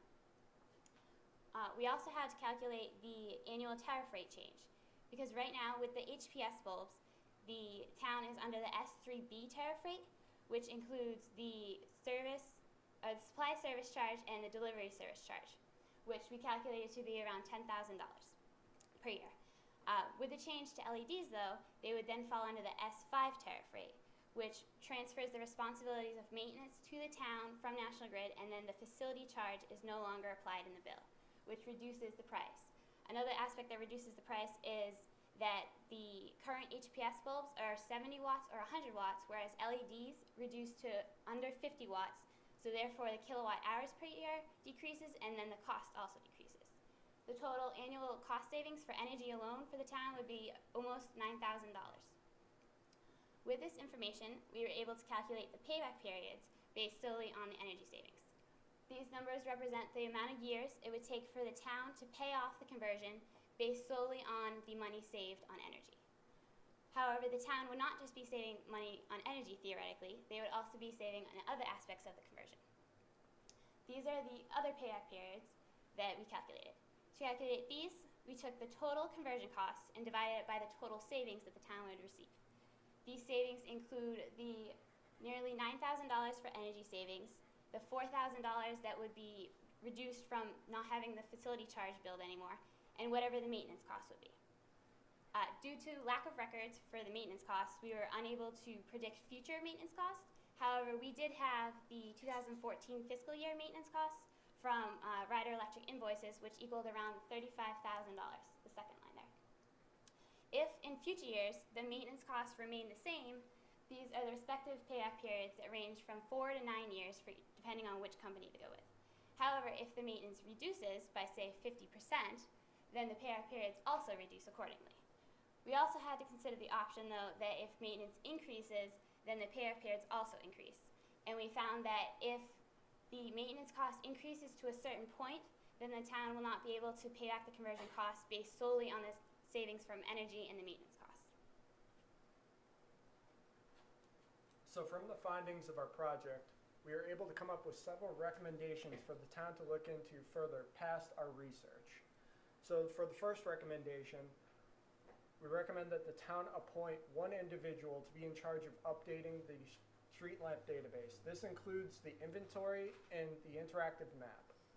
Now, the reason for doing so is throughout our interviews, we determined that there was no set chain of communication of who reports tasks that were done on street lamps to which individuals. So by having one individual in charge of updating everything, it ensures that the most up-to-date information is put into the database and that it's updated properly. The second recommendation was focused around the street lamps and maintenance. The town should set up a scheduled maintenance plan for the street lamps for general upkeep and repairs. This should be done at least twice yearly and should include cleaning of the fixtures, replacing any missing post numbers, and just identifying other severe problems with street lamps. In addition, through our interviews and our surveys, we realized, as I noted before, that the public thinks there's not an adequate amount of light in the downtown area. So we recommend the town should install more street lamps in areas of sparse lighting, specifically on Lower Broad Street and on side streets in the downtown area. But they should also be aware of the amount of light pollution because that is a concern on the island. So finally, with the potential installation of more street lamps and the fixing of the current street lamps, the town should choose a consistent design for the street lamps because through our public surveys and our interviews, we realized that a big concern is uniformity between the designs because since they were installed prior in the 80s and 90s, they had discrepancies in their designs purposely set in that the public would like to see made more uniform. For our third recommendation, we concluded that an LED conversion would be a feasible option for the town. However, they should look further into the economic aspects of it. We concluded this because, as Emily said before, 90% of people that we surveyed said they would be in favor of an LED conversion, and the LEDs were ranked higher both on color and brightness when compared to the HPS. Also, as Emily stated before, LEDs would bring the uniformity that people prefer in the street lighting. However, as I said, there was not enough maintenance records, so there should be further investigations into the economics before committing to a full conversion, although they should still consider the assumed benefits that will be there for the conversion, such as the reduced energy costs and the increased reliability. We do suggest that if they go with the conversion, they use the 2400 Kelvin retrofit kit from Amerlux. This retrofit kit was priced in the middle range for the three companies and therefore the middle payback period. However, it was ranked highest from the public for its color aspects, and it has the longest warranty at 10 years versus the 5 years of the other companies. James has an example of their kit. Right. So as you can see, it holds the warmer color compared to the HPS bulbs, and this is one factor we decided to when choosing this lamp. And then as mentioned in the beginning, this is actually the heat sink which dissipates the heat produced from the LEDs, producing a safer environment within the light fixture to reduce the possibility of fire. And also the color is custom made for Nantucket to mimic the whale oil that was here originally. And with this custom feature, they are able to manufacture them in a way that it will be easier to install, which will decrease the installation time for a third-party contractor and then increase the cost of the whole conversion. These were our 3 main recommendations, although we had many other recommendations to suggest to the town that we included in our report.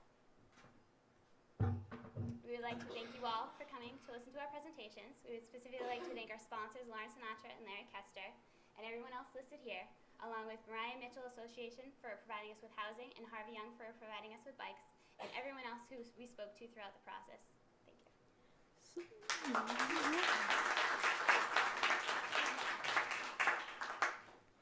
Can we shed more light on any of the questions you may have for us? If anybody has any questions, please come forward and use the microphone if they would. Lauren, do you want to add anything at this point? Just that I thought the team did an outstanding job. Very proud of them.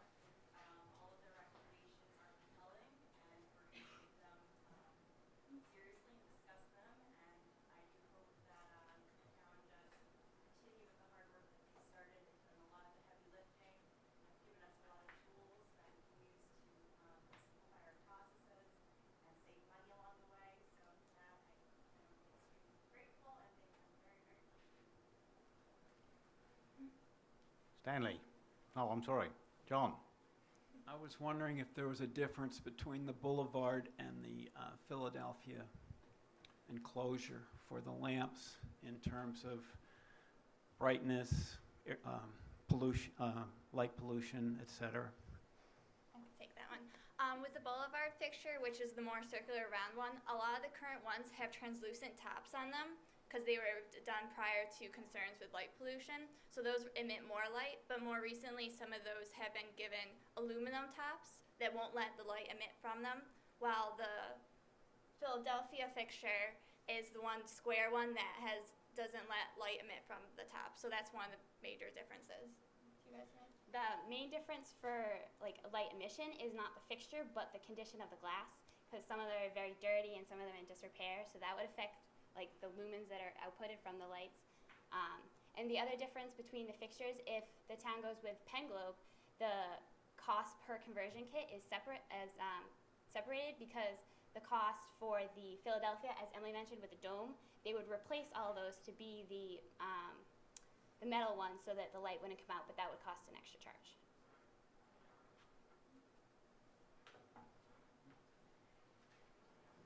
Any other questions? Yes, Stanley. A previous presenter said in the future she will be much more sympathetic to people doing surveys. Was everybody friendly to you when you stopped people on the street? On some of the nights you were out there were, not by Worcester standards, but we're pretty cold for Nantucket. Were people friendly? I mean, I could take this one. When we surveyed at night, people were definitely very friendly when we approached them and enlightened them about the project. In some cases, they were in a rush and didn't want to spend time in the cold, so we understand that completely. But yeah, for the most part, they were friendly and open to learning more about the project and giving some feedback. I'm curious too, the QR codes, people keep talking about using QR codes for this and that and so forth. Do you have any sense as to why the QR codes were so underutilized? Yeah, I mean, from this point on, most smartphones are actually starting to include QR code readers within the camera app itself, so they'll be equipped with it, but earlier phones, they're not fully equipped with a QR code reader, so the user would have to install an application and utilize that. So we think due to the lack of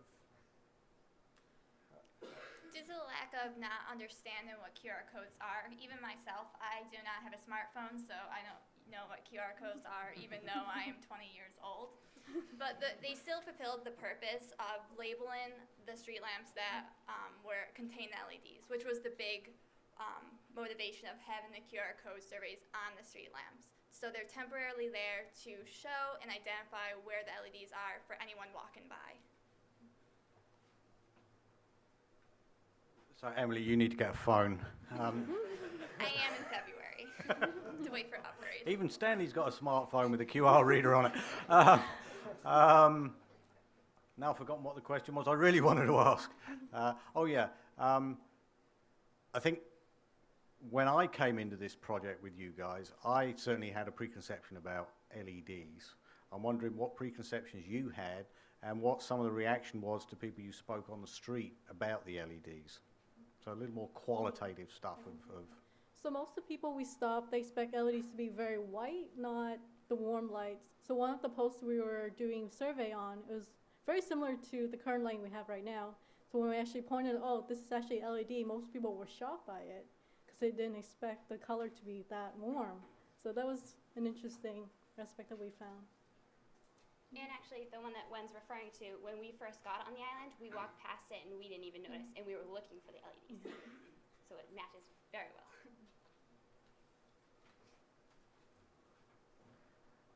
Good afternoon. I know that there are several neighborhoods that have lamps similar to the ones that are downtown. Would there be any, do you see any issues with them taking this kind of report and transferring their lights to an LED light? Especially I'm interested in that dark dome cover thing. The aluminum. So our project focused on the 200 town-owned decorative street lamps, which are in the historic downtown area and also out in Wisconsin and some outlying streets like by the airport. But there are a lot of decorative street lamps around the island, as you mentioned, that are similar to the town-owned ones. So I think ideally, if from what I think the Energy Office would like, is if the town does do the conversion to LEDs, that it would possibly show the example and be able to promote those who privately own the decorative street lamps to go through with the conversion as well. Anything else to say on that? Lauren, yes. The reason we had to go with specific LEDs with drivers, and that is a prototype there, is because that has been approved by the Design Lighting Consortium, and you have to meet those requirements to get the reduced tariff. So the town is unique in that all of our, most of our decorative street lamps are unmetered. They're based on a tariff, not the actual consumption. So any of the private lamps, even those at the airport or the park lot at the NIR property, downtown Stop and Shop, those are metered. You can change, the fixture and valves and sides. You can use a regular 8-bulb LED that will use less energy. You don't have to go with something so, high tech as LEDs are concerned.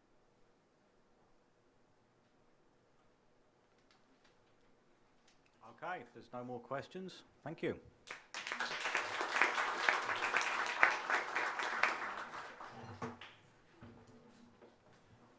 And maybe the next team would like to come on up.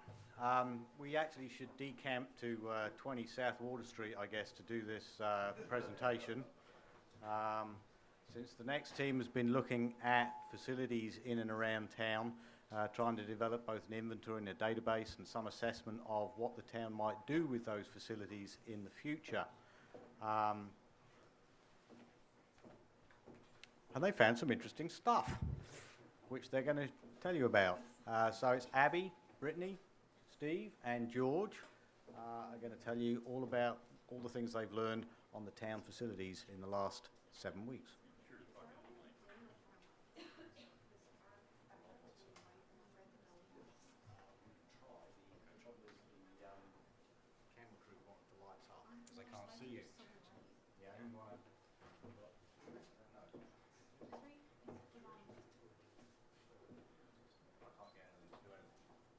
Well, that one shut this light off. It's just the middle ones, I think. Which is better? Because it goes too dark, the camera crew can't pick you up. Okay.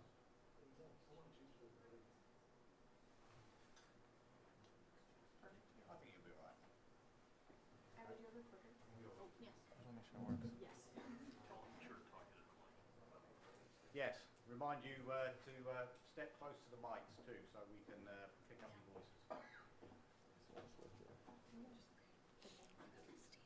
Okay, hello everybody. We have been working to assess Nantucket's town facilities. I'm Stephen Arata. I'm Abby Brackenwagon. I'm Brittany Colcord. And I'm George Kugler. And And our sponsors are Greg Tivnan and Larry Kester. So the town of Nantucket is faced with the issue of maintaining and improving its 25 municipal facilities. Their locations can be seen on this map. The town's faced with growing demands like the fluctuating population due to tourism in the summer months, as well as the harsh sea weather. Also, the town has to deal with limited budgets and a lack of centralized information. So our project goal is to evaluate Nantucket's town facilities, organize information into a centralized database, and provide a basis and justification for future maintenance and space planning purposes. So here are the methods that we took to reach this goal. First, we gauged stakeholder preferences by conducting 8 interviews with town employees. We were asking them about their opinions about how they think the database should be laid out and what content should be in it. And here are a few examples of what we were asking them about the database purpose and visions for the facility that they work in and the future of that.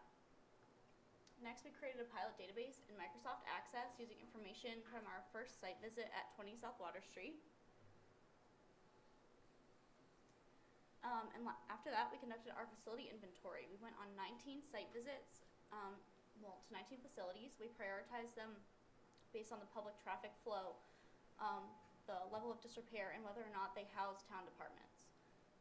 So before we went on each facility, we made a checklist, and here are the main categories of the checklist of the attributes that we were looking for in each one. So for example, exterior structure would be like the cladding type or the material used. Exterior surroundings would be whether or not it's in a flood zone. Energy would be the quality of the windows and doors. And interior maintenance and components would be ADA compliance or visible hazardous material. And interior energy would be the HVAC system and the quality of the insulation in the walls. So after we got the quantity and type of the attribute, if applicable, we created a condition rating scale, 1 being unusable and 5 being new, and rated each attribute on that scale. So after that, we determined public needs and opinions about the town facilities. We sent out an online survey to 125 town employees, and we received 68 responses about their facilities and their opinions on the potential relocation of departments. And here's an example of the questions. We asked them to rate 10 attributes of their facility. So a few examples are cooling, employee communal areas, and employee parking. And we're going to give a few results of this survey later on in the presentation. And lastly, we made recommendations based on the information we gathered at the site visits, interviews, and online surveys. And we have 4 categories of recommendations: renovations and repairs, so structural recommendations, space needs, and recommendations regarding our database, and a few other ones. Okay, so the database is a tool we created to help facility maintenance. When you open it up, you get to a landing page to show easy navigation to all the database's basic functions. Here on the Facility Information tab, we provide the means of access for all the information we gathered during our site visits. You can pick a facility from the drop-down list, click on the appropriate button, and launch a detailed building information sheet. Up at the top shows core information such as parcel number, address, number of floors. And below that is the building elements section where we list all the attributes we rated, along with our condition rating, comments, or pictures of problem areas. On the maintenance tab, you can pick a facility from the drop-down list to view maintenance history by facility, or you can easily click a button to open up a form, provides easy access to entering a maintenance record. Now in this maintenance record, the facility field and the building attribute field are tied to the same facilities and attributes we listed in our building detail sheet. This way you can easily query and compare the information on all the facilities or just one.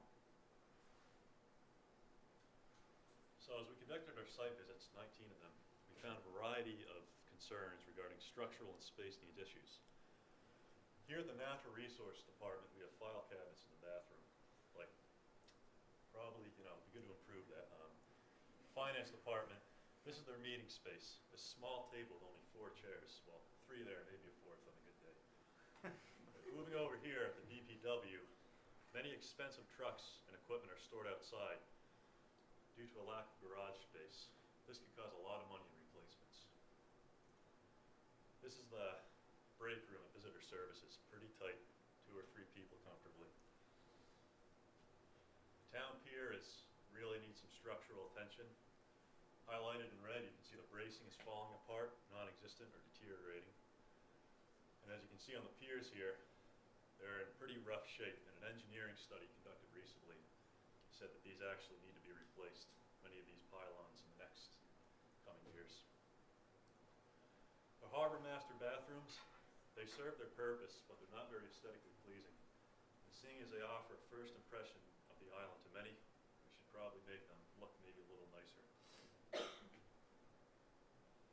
We divided the buildings into one of 4 levels for each building that we visited.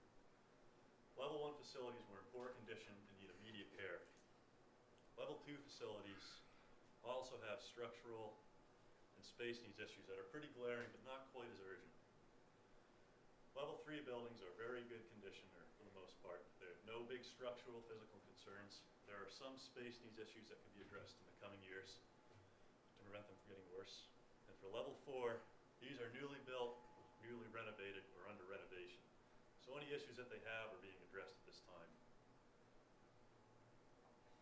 So now we'll talk about some of the facilities that we categorized into the level 1 priority, including our recommendations for them. The Planning and Land Use Services facility, or the PLUS, is located at 2 fairgrounds, right next to where we are now, as you can see on the map. And it's currently suffering from many structural issues. The shell itself is becoming outdated, and it's rusting in many places. The facility was actually built for an energy company. The back end was supposed to be used for storage space of maintenance, repair vehicles, not to be used as heated office space or file storage space as it's currently being used. The building is also not handicap accessible, as you can see by the large step to get up at the front entrance. The only way for a wheelchair to enter the facility is through the back end in the garage. There are also no handicap accessible bathrooms in the facility. The facility also suffers from severe lack of space. There are 7 employees that work in this room. There's also limited meeting space, both of which contribute to the noise level in the facility that's not conducive to the work environment that they need. So based off of this, we recommend that the town build a new facility altogether, one with better insulated interior and exterior walls, one with a non-electric heating system that would be more energy efficient, and one with more employee areas that are more handicap accessible. This graph shows the results of the town employee survey that Abby was talking about earlier, specifically the employees working at the PLUS. We asked them to rate each of the attributes listed along the bottom of the screen on a scale of 1 being poor to 5 being in excellent condition. As you can see, all but 2 of the attributes received at least a 50% score of a 2 or lower out of the 12 respondents that we had. This is very supportive of our claim that the PLUS is in dire need of attention in the near future. So this is 20 South Water Street, the old police station. This staircase has been condemned, concern, which is it's one of 2 in the building. There's also a lot of roof leaks, which has deteriorated the drywall and structure underneath, which is a problem for the building. And also, this is the IT room. A lot of these connections are no longer used. It creates a maintenance headache for anyone working here. Also, there's 3 employees working here, over 5,000 square feet of space. So we recommend that they gut this building and that it is repurposed, which we'll go into further discussion later on. So the central fire station is also on our list of top priorities. Their main issue is space needs. Their garage bays are filled with trucks, ambulances, and other equipment, so much so that they had to store a stretcher in the electrical room because it was the only available ground level storage. There's also an issue with living space. Right now they're at full capacity, sleeping 5 on-duty firefighters, and there's no additional female quarters or female showers. So the deputy chief was kind enough to give up his office over the summer to house a female firefighter. So these recommendations, we believe that the fire station would benefit with a new facility that can handle their current and growing space needs. And the last building in our level 1 priority is the town building, which is located in the heart of the Nantucket Historic District. The biggest problem that the employees of the town building face is parking. The town building is located obviously in a really busy area in the summer, and it is located on a block of 2-hour parking. So we've heard from many survey responses and interviews that employees have to leave their office every 2 hours to go and move their car, which is a huge waste of time and not very efficient for working. Another issue is the lack of meeting space. This is their only conference room that is not private, and this table could probably comfortably seat about 8. And another issue in the town building is the presence of asbestos in the stucco ceiling. This currently is not hazardous to employees and the public. However, it is a hindrance when they want to make repairs or renovations. As you can see, this light here is pretty outdated, and the presence of asbestos has hindered them from installing more energy efficient lights in the hallways of the town building. So we recommend that before they do anything else with the town building, they remove the asbestos so that there's nothing stopping them from doing whatever they want to do with the space. And here are the results of the same question that Brittany was talking about earlier for the town building. Obviously the worst, the questions that got the most 1 and 2s are the parking and storage space. And it is also interesting to note that there were only 2 5s given to the town building of all 13 respondents for any questions. So in addition to our recommendations for the level 1 facilities, we've also made recommendations for the others.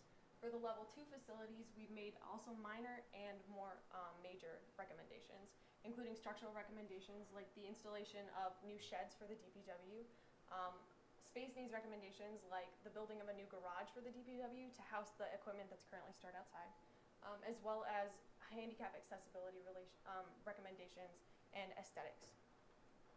For the level 3 facilities, we made more minor recommendations. There were some structural recommendations like repairing leaks in the ceilings. There were also recommendations to increase communal areas as well as storage space. For the level 4 facilities, since many of them were newly constructed, like the building that we're in now, or are currently undergoing renovations, or there are plans in place for renovations in the future, we recommend that they be looked at as needed. Since some are only being renovated to certain parts of the facilities, other parts may be in need of attention in the near future. We've also made a series of space needs recommendations. The facilities that you can see listed here, according to our town employee survey, will be most conveniently located in the same place. We selected the town building for this because many people expressed to us their concern for maintaining a presence in the downtown area.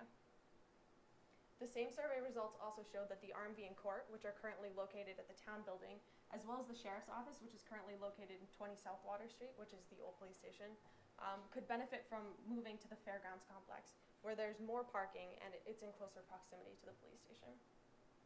As George mentioned earlier, we think that the fire station would benefit from a new facility to accommodate its growing space needs. That could be taken place here at Fort Fairgrounds because this facility is currently already equipped to handle such an accommodation. We think that visitor services could benefit from moving into the first floor of the 20 South Water Street facility.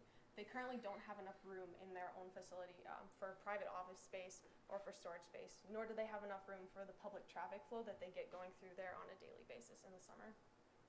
The top floor of the 20 South Water facility could be repurposed and used for meeting space, as well as overflow for the town building. And to address the parking issue that Abby was talking about earlier in the downtown area, we think that the town could benefit from looking into the installation of a parking garage. One possible location for this could be at 37 Washington Street, where the current lot for the finance area is. And in addition to the structural and space needs recommendations, we also have a few others. First, we recommend that the town utilize our database as consistently and as regularly as possible, as we think it could be really beneficial so that they can keep track of the maintenance going on in each facility and how much money is being spent on maintenance. Also, we think that the town should look into some energy-saving techniques in all of the facilities, such as the installation of weatherproof windows and doors, as we've heard that from interviews and the online surveys that some employees are forced to wear their winter coats in the cold summer months in their offices, which is probably not very good for work. And also, as the town's moving forward in making these decisions, we also really want to emphasize the importance of having public input in as much as possible. We think that they could do so through the use of public forums or online surveys. So we'd like to thank everybody who helped us in our time here. Our sponsors, Greg Tivnan and Larry Kester, the town manager, Libby Gibson, as well as everybody who allowed us to interview them, all of the people who gave us site visit tours, and just everybody who made our stay here more comfortable. So thank you for your time. Does anyone have any questions?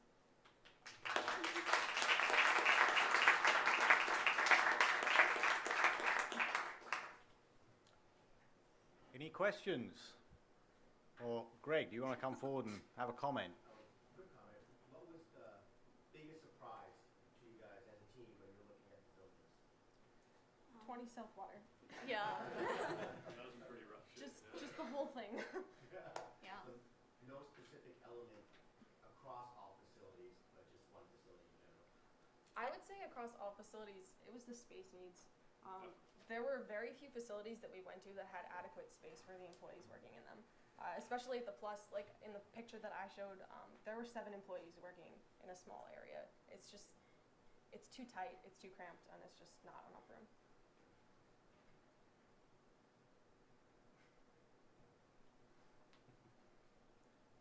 Any other questions? Larry, do you want to?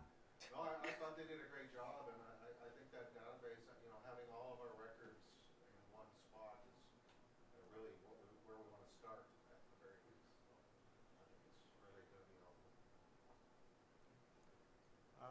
Maybe I can ask Tim to clarify too, because you looked at 19, or you did 19 site visits. Could you say something about the 19 sites you didn't visit?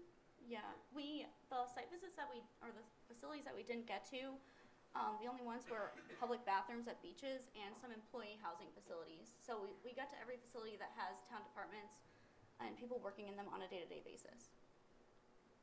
We decided that it would probably be more beneficial for our time to spend more time analyzing the facilities that are used more by the town than seeing all of the facilities and kind of skimming over some more important issues. Hey, Greg. And in the database that you created, which is awesome, is there a way to plug in Lauren's energy data, what she's obtaining for each of the facilities?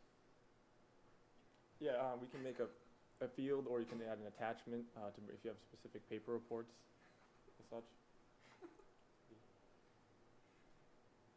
you leave instructions for them to make fields? Well, just saying. It's pretty easy. It starts you start with basic Excel sheets, and then you can use some macros. And We're then all leaving it that's- to Larry. Yeah, Larry. Can you say a little about how that database is going to be used? I mean, who's going to maintain it? Where's it going to reside? Who's going to have access to it? So this is mostly going to be used by Larry and Greg. So like the detailed building information sheets, they can be posted on a website or passed around for people who need quick information to make decisions. Larry can use the maintenance. We don't have all of his maintenance records uploaded yet. That's why you only just saw one in the previous slide. But Larry currently has a bunch of Excel sheets that he's going to work to consolidate and have them in one location.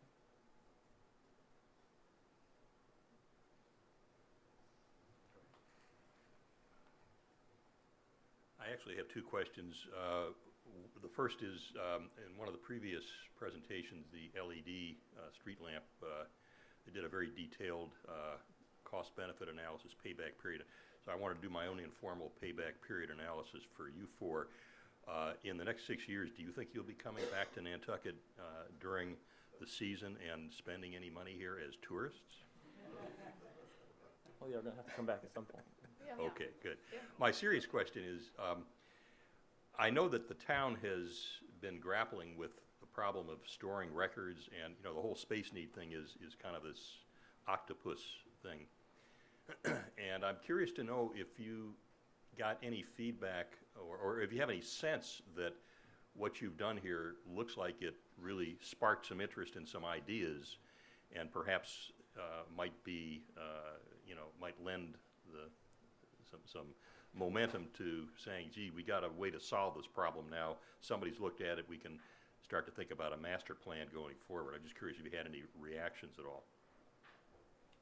I think we've given a little push, and people have certainly become more aware of some of the problems that are happening in the facilities. So we're just hoping that we can keep the momentum going, and our sponsors can do the same. Yeah, I think we really hope that we kind of brought to the surface a lot of the issues that people have overlooked or maybe even just chosen not to see, so that maybe they can be dealt with. And now they're all in one place, and with the database, it can be used to bring forth those issues so that people can see them, and they'll be made more publicly accessible. So hopefully something will happen and it will get the ball rolling. Just one more comment I wanted to make, just so we don't lose the thought. This study in particular, I think, would be of great interest to the Finance Committee and also the Capital Program Committee, because I know that both committees have dealt with this over the years, especially the Capital Program Committee, and the notion that you now have systematized where the information is. You've got all sorts of stuff readily accessible to say this is what it's going to cost going forward. And I would be sure to see that copy of the report goes to the chair of each committee.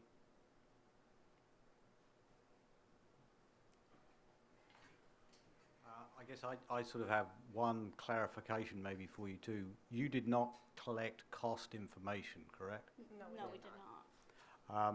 The other question I'm interested in is in your sort of travels about talking to people of one sort or another representing different groups.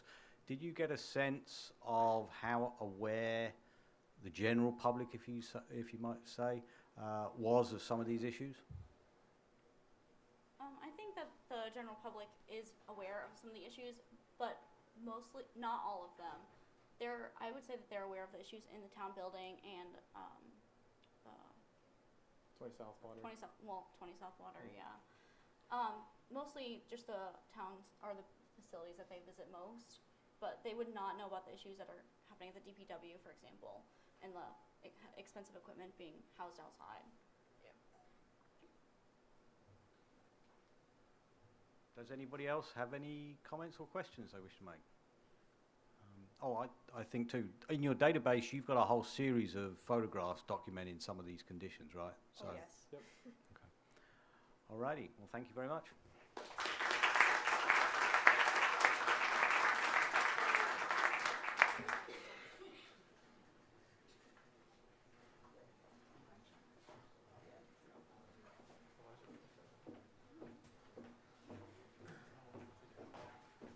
Okay, so I think we're going to go with our final presentation, although we're a couple of minutes early here.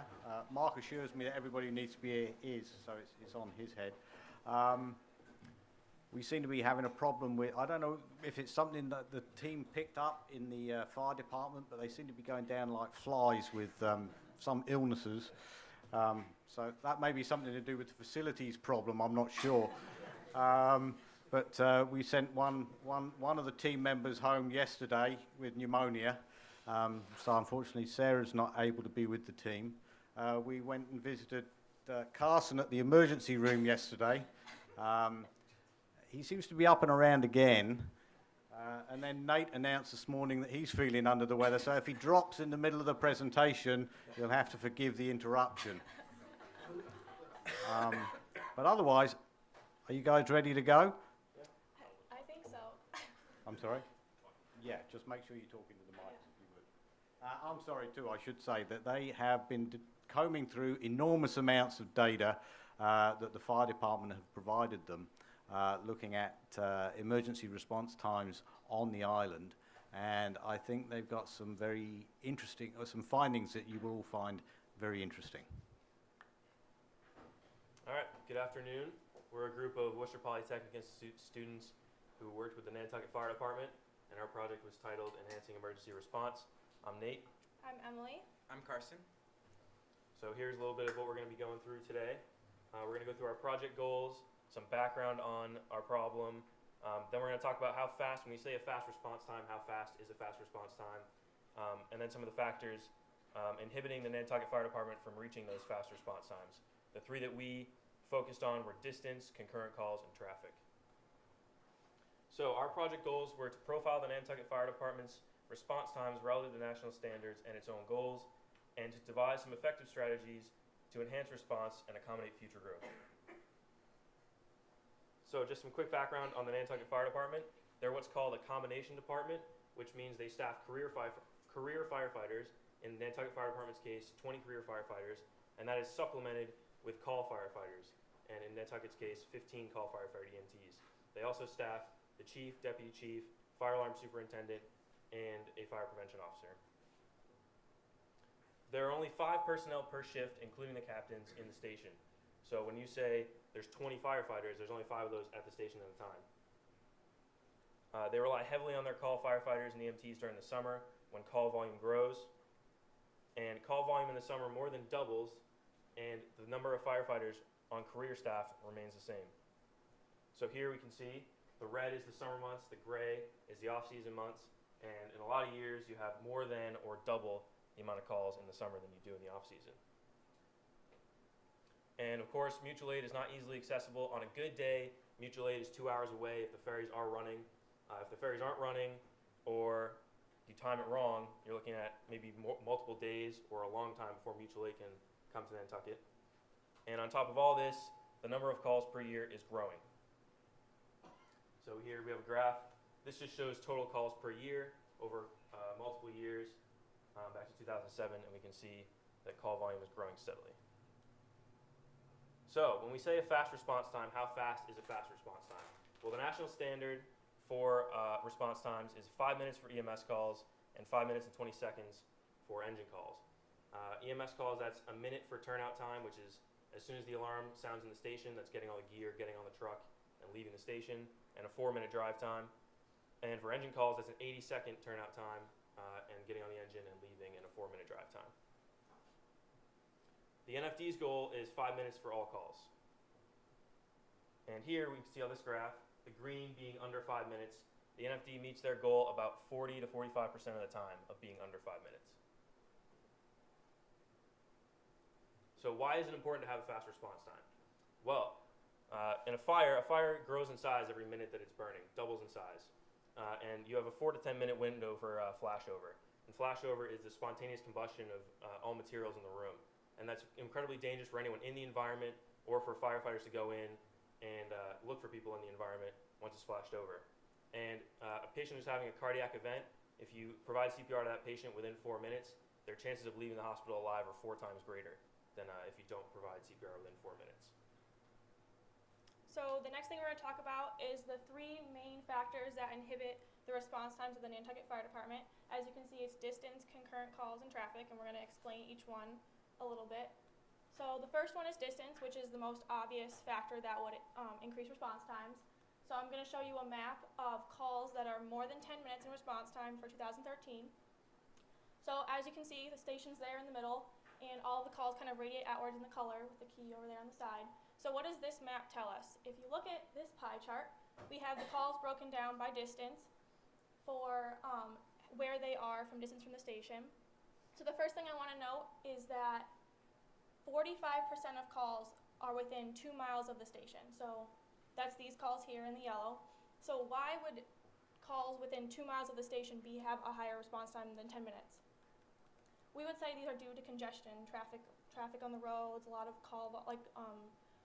pedestrian volume, things like that, and I'll explain that in a second. The next thing I want to note is that 30% of calls are more than 5 miles from the station. That's these highlighted in the red.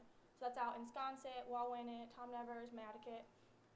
And these would be distance related. And we also want to note that many of the roads out in Sconset, Nantucket are dirt or sand, and that's really difficult for the engines and ambulances to travel. So they get all the way out there on the paved roads, and then they have to drive on the dirt, drive on the sand. It just adds more time until they get to their location.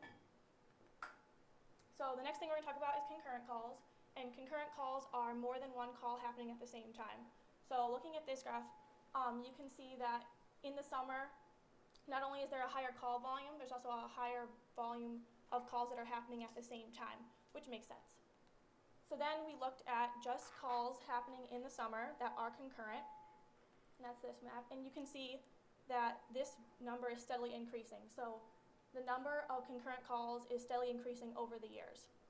When we compare that to response times, you can see that every 1 in 3 calls is over 10 minutes due to concurrency, meaning that there's more than one call happening at the same time, and there's not enough staff to get to the calls.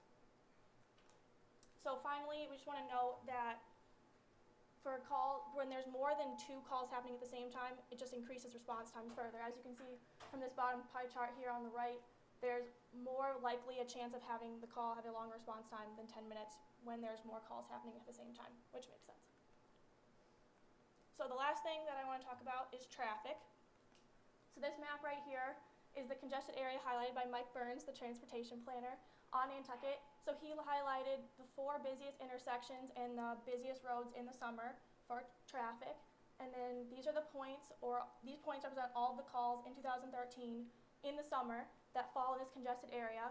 We created a half-mile buffer around these roads and intersections because we decided that any call that would fall in this area, the fire department would either have to travel on a congested road or they'd have to go an alternate route, which would increase their response time. So another pie chart, of course. When you look at this pie chart, you can see that 40% of summer calls that are non-concurrent are over 10 minutes and they fall in this congested area. So 40% of calls are over 10 minutes due to congestion. We also want to note that congestion often causes longer delays in response times than distance, and this congestion is due to the nature of the downtown area, like cobblestone roads, tight one-way streets, large pedestrian traffic in the summer. This causes longer response times because the fire department has to slow down driving through these roads and avoiding all these people. After identifying the variables that affect response time, we wanted to look into satellite stations. Currently, the Nantucket Fire Department has 2 satellite stations, one out in Nantucket, which is a garage that holds a one engine, and no call firefighters live out in that area, so the engine's not used very often for emergency calls. And then they have a satellite station out in Sconset, which has one engine and one tanker, and has 7 call firefighters in the area, and is occasionally used for emergency calls out in that area. So after this, we wanted to do some simulations on potential satellite station locations. So we selected some addresses that looked like great potential locations for satellite stations, and we assumed that they had one engine, an ambulance, and 2 staff firefighters there. And here are our results from some of our simulations. The first location that we tested was the old police station on 20 South Water Street in the downtown area. As you see on the map, all the points represent a call that would have been improved in 2013 if a satellite station was at that location.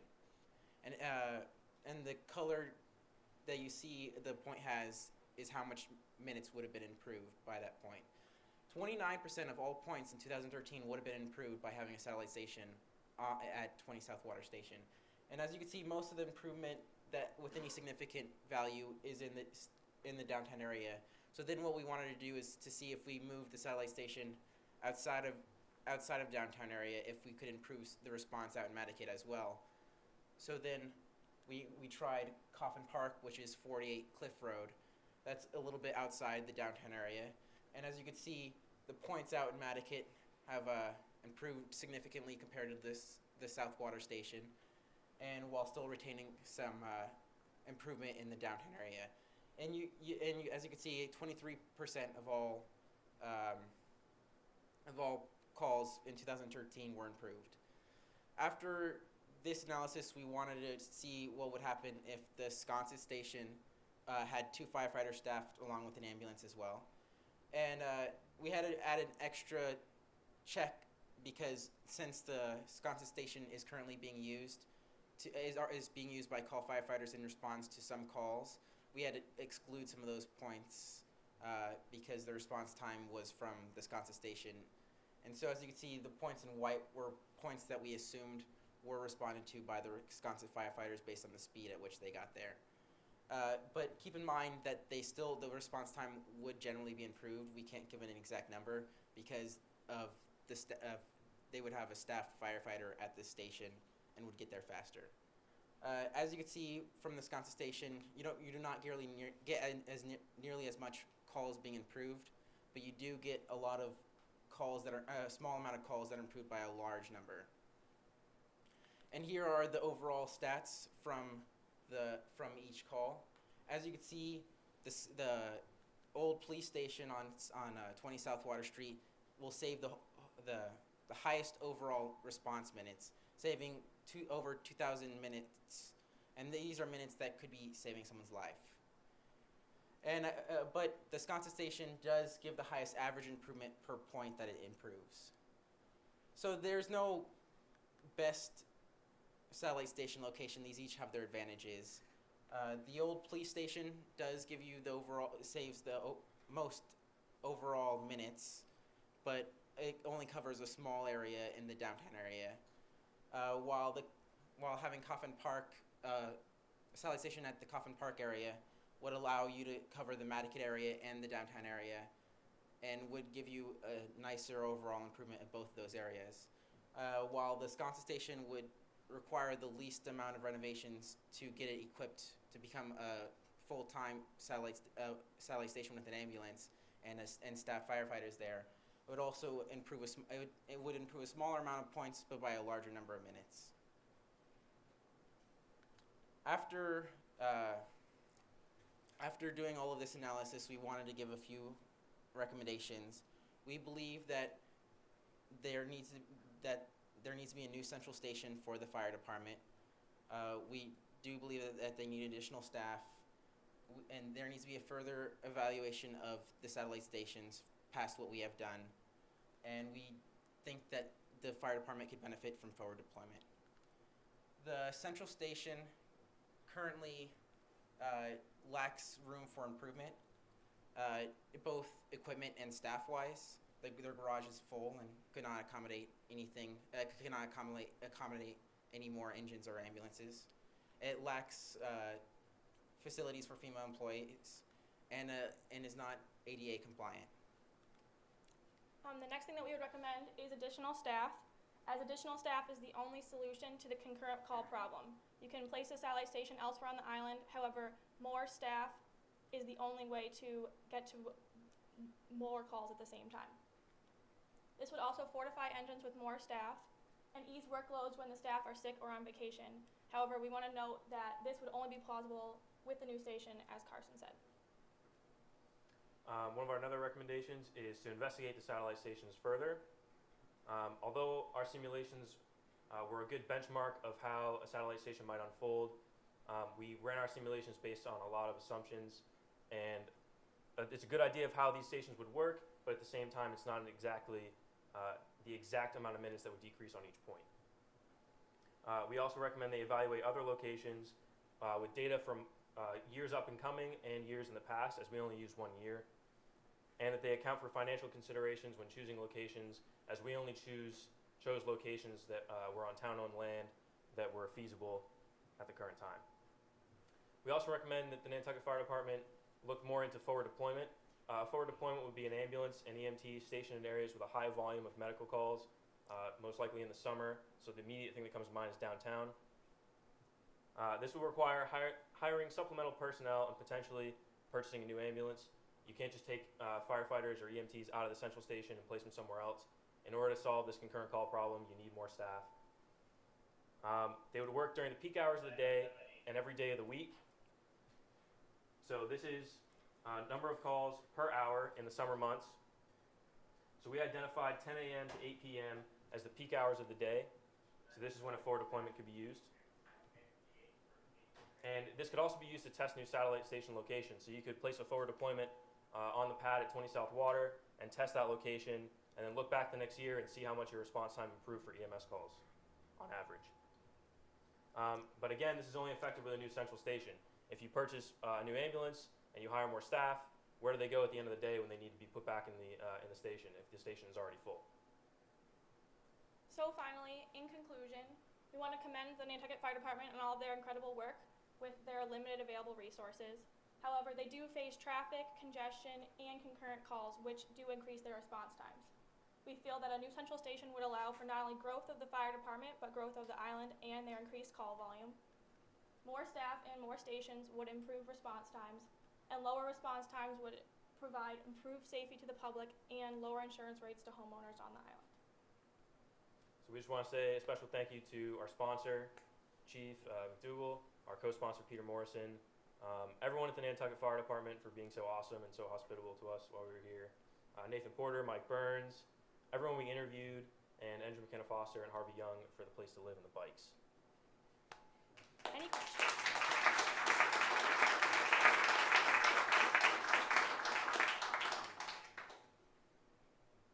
And that, of course, is only a very small sampling of the enormous amounts of data they put together. So if you want to peruse their 150-page report at this point, there's an enormous amount more data that's analysed in that and in the back of that in the appendices.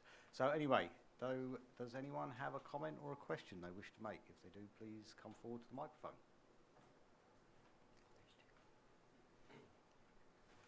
Did you do a simulation of the new proposed station location versus the current station? We did. Unfortunately, how our simulation works is it sort of breaks down when points start to get close to the new, the existing central station, and so we got very unrealistic data, and so it was hard to draw conclusions from it. Several times you mentioned the staffing level. Did you sample your data by adding staff to see what that did to the current travel problem? When we did do the simulations, we acted as if we added 2 additional staff. So the simulations that we performed, it would be as if they still had the 5 at the central station and they had additional 2 at the satellite stations. What if you added people back at the primary station? Did you look at that as an option? We did not run a simulation on that. Do you have any sense from your data what that number might look like? Well, just from personal experience, we've been in the station during the day, and I don't know, just the other day it was 2 or 3 calls in a row, and just because of how hard the Nantucket Fire Department works, they're able to respond to calls, but it was at points where there's no one in the station. Yeah, we've been the only people in the station, and we've heard another call come in. Several times. Yeah. And if they're not there, they're just not there. So. Last question, did you look at any traffic improvements? I know you mentioned Mike Burns. Did you look at if there was a new rotary, if there were intersections that were modified? Did you add anything into traffic improvements? No, there was no way that we could analyze traffic improvements. Thank you.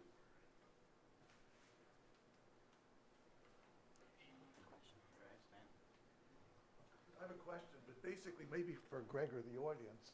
You're talking about more money for staffing, but you mentioned savings that could be gained from lowered insurance rates. Does anybody have an idea of what this would be?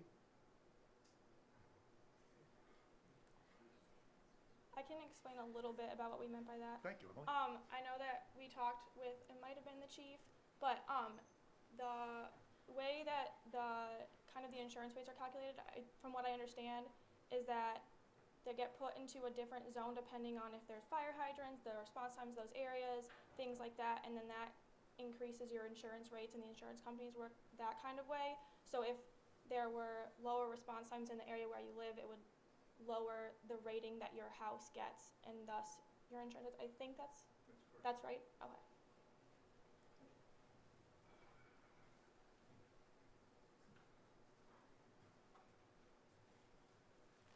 Jeff Allen, Nantucket Fire Department. I just wanted to say thank you to you guys for all the hard work that you put into it. For a lot of us, this information isn't eye-opening, so maybe for the public it is. To give you an idea of the call volume that we're doing right now, if you were to compare it to New York City, for example, we're at a level of what's called an A house. Now, we're not fighting fires in high-rise buildings, but our volume is what's considered a house, which is the busiest house within the 5 boroughs. Typically, we're also at the highest level per firefighter within the Cape and the Islands. We are doing a volume that probably is as close to Yarmouth, which is the #1 fire department as far as volume, but they have 3 stations and they're looking at 63 individuals.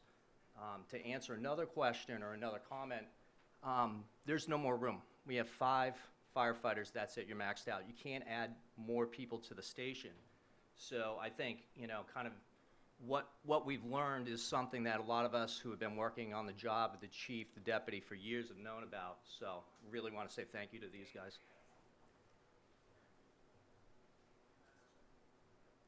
Any other questions, comments?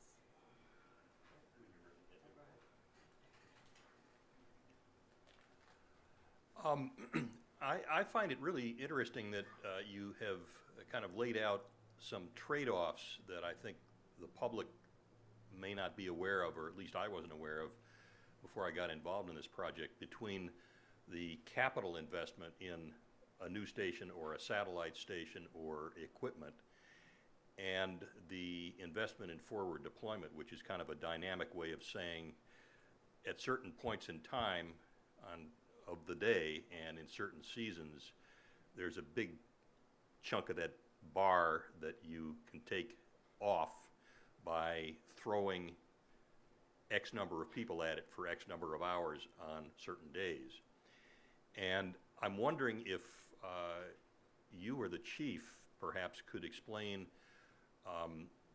how that would get financed. I mean, you can't just say, we want to hire a firefighter, but we only need you for 8 hours of the day for X number of days during August, and then please go away. I mean, that's not how it works. How do you fund something like that? How do you staff it for those kind of shifts? I mean, I realize it's a complicated thing, but this really translates ultimately into a question for a policymaker, which is, what's the most effective way for me to spend the next dollar to deliver a service? Should it be toward a capital investment? Should it be toward staffing? Should it be toward overtime, or what? And if somebody can clarify that, either you or the chief, I think it'd be helpful. Do you want to talk about it? I think it's important to understand that, first of all, when we're talking about the money that it's going to take for a new station or for new staff, people like to look at it as a number on a page, but we're also talking about public safety, so it's kind of invaluable, I guess. And we're not experts on how exactly the staffing or these things would unfold. We're just telling you what the busiest hours of the day are. Yeah, I don't know if you want more to say about it. Great, I'd like to add to that. There's different ways that you could do it. First, you could look at covering the shifts with overtime when the high points are.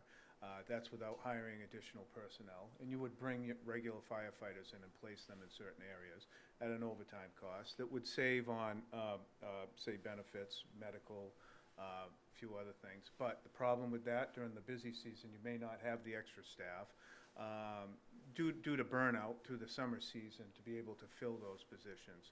You could always look at bringing seasonal help in, but that's another big project that would have to take place, because you'd have to look at employee housing, contractual issues, and a few other things that come along with that. Other than the fact, if you did build a new station and you did have enough staff in it, then you could rotate staff from that station downtown at a regular straight time pay. So there's different ways to do it. And by the way, I'd like to reiterate what Dominic said. We did dump quite a bit of data on these individuals, and they spent hours that our staff just never could have accomplished to get this information together. Thank you.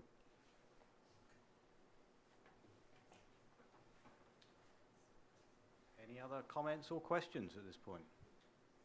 If not, I'd like to say thank you to you guys.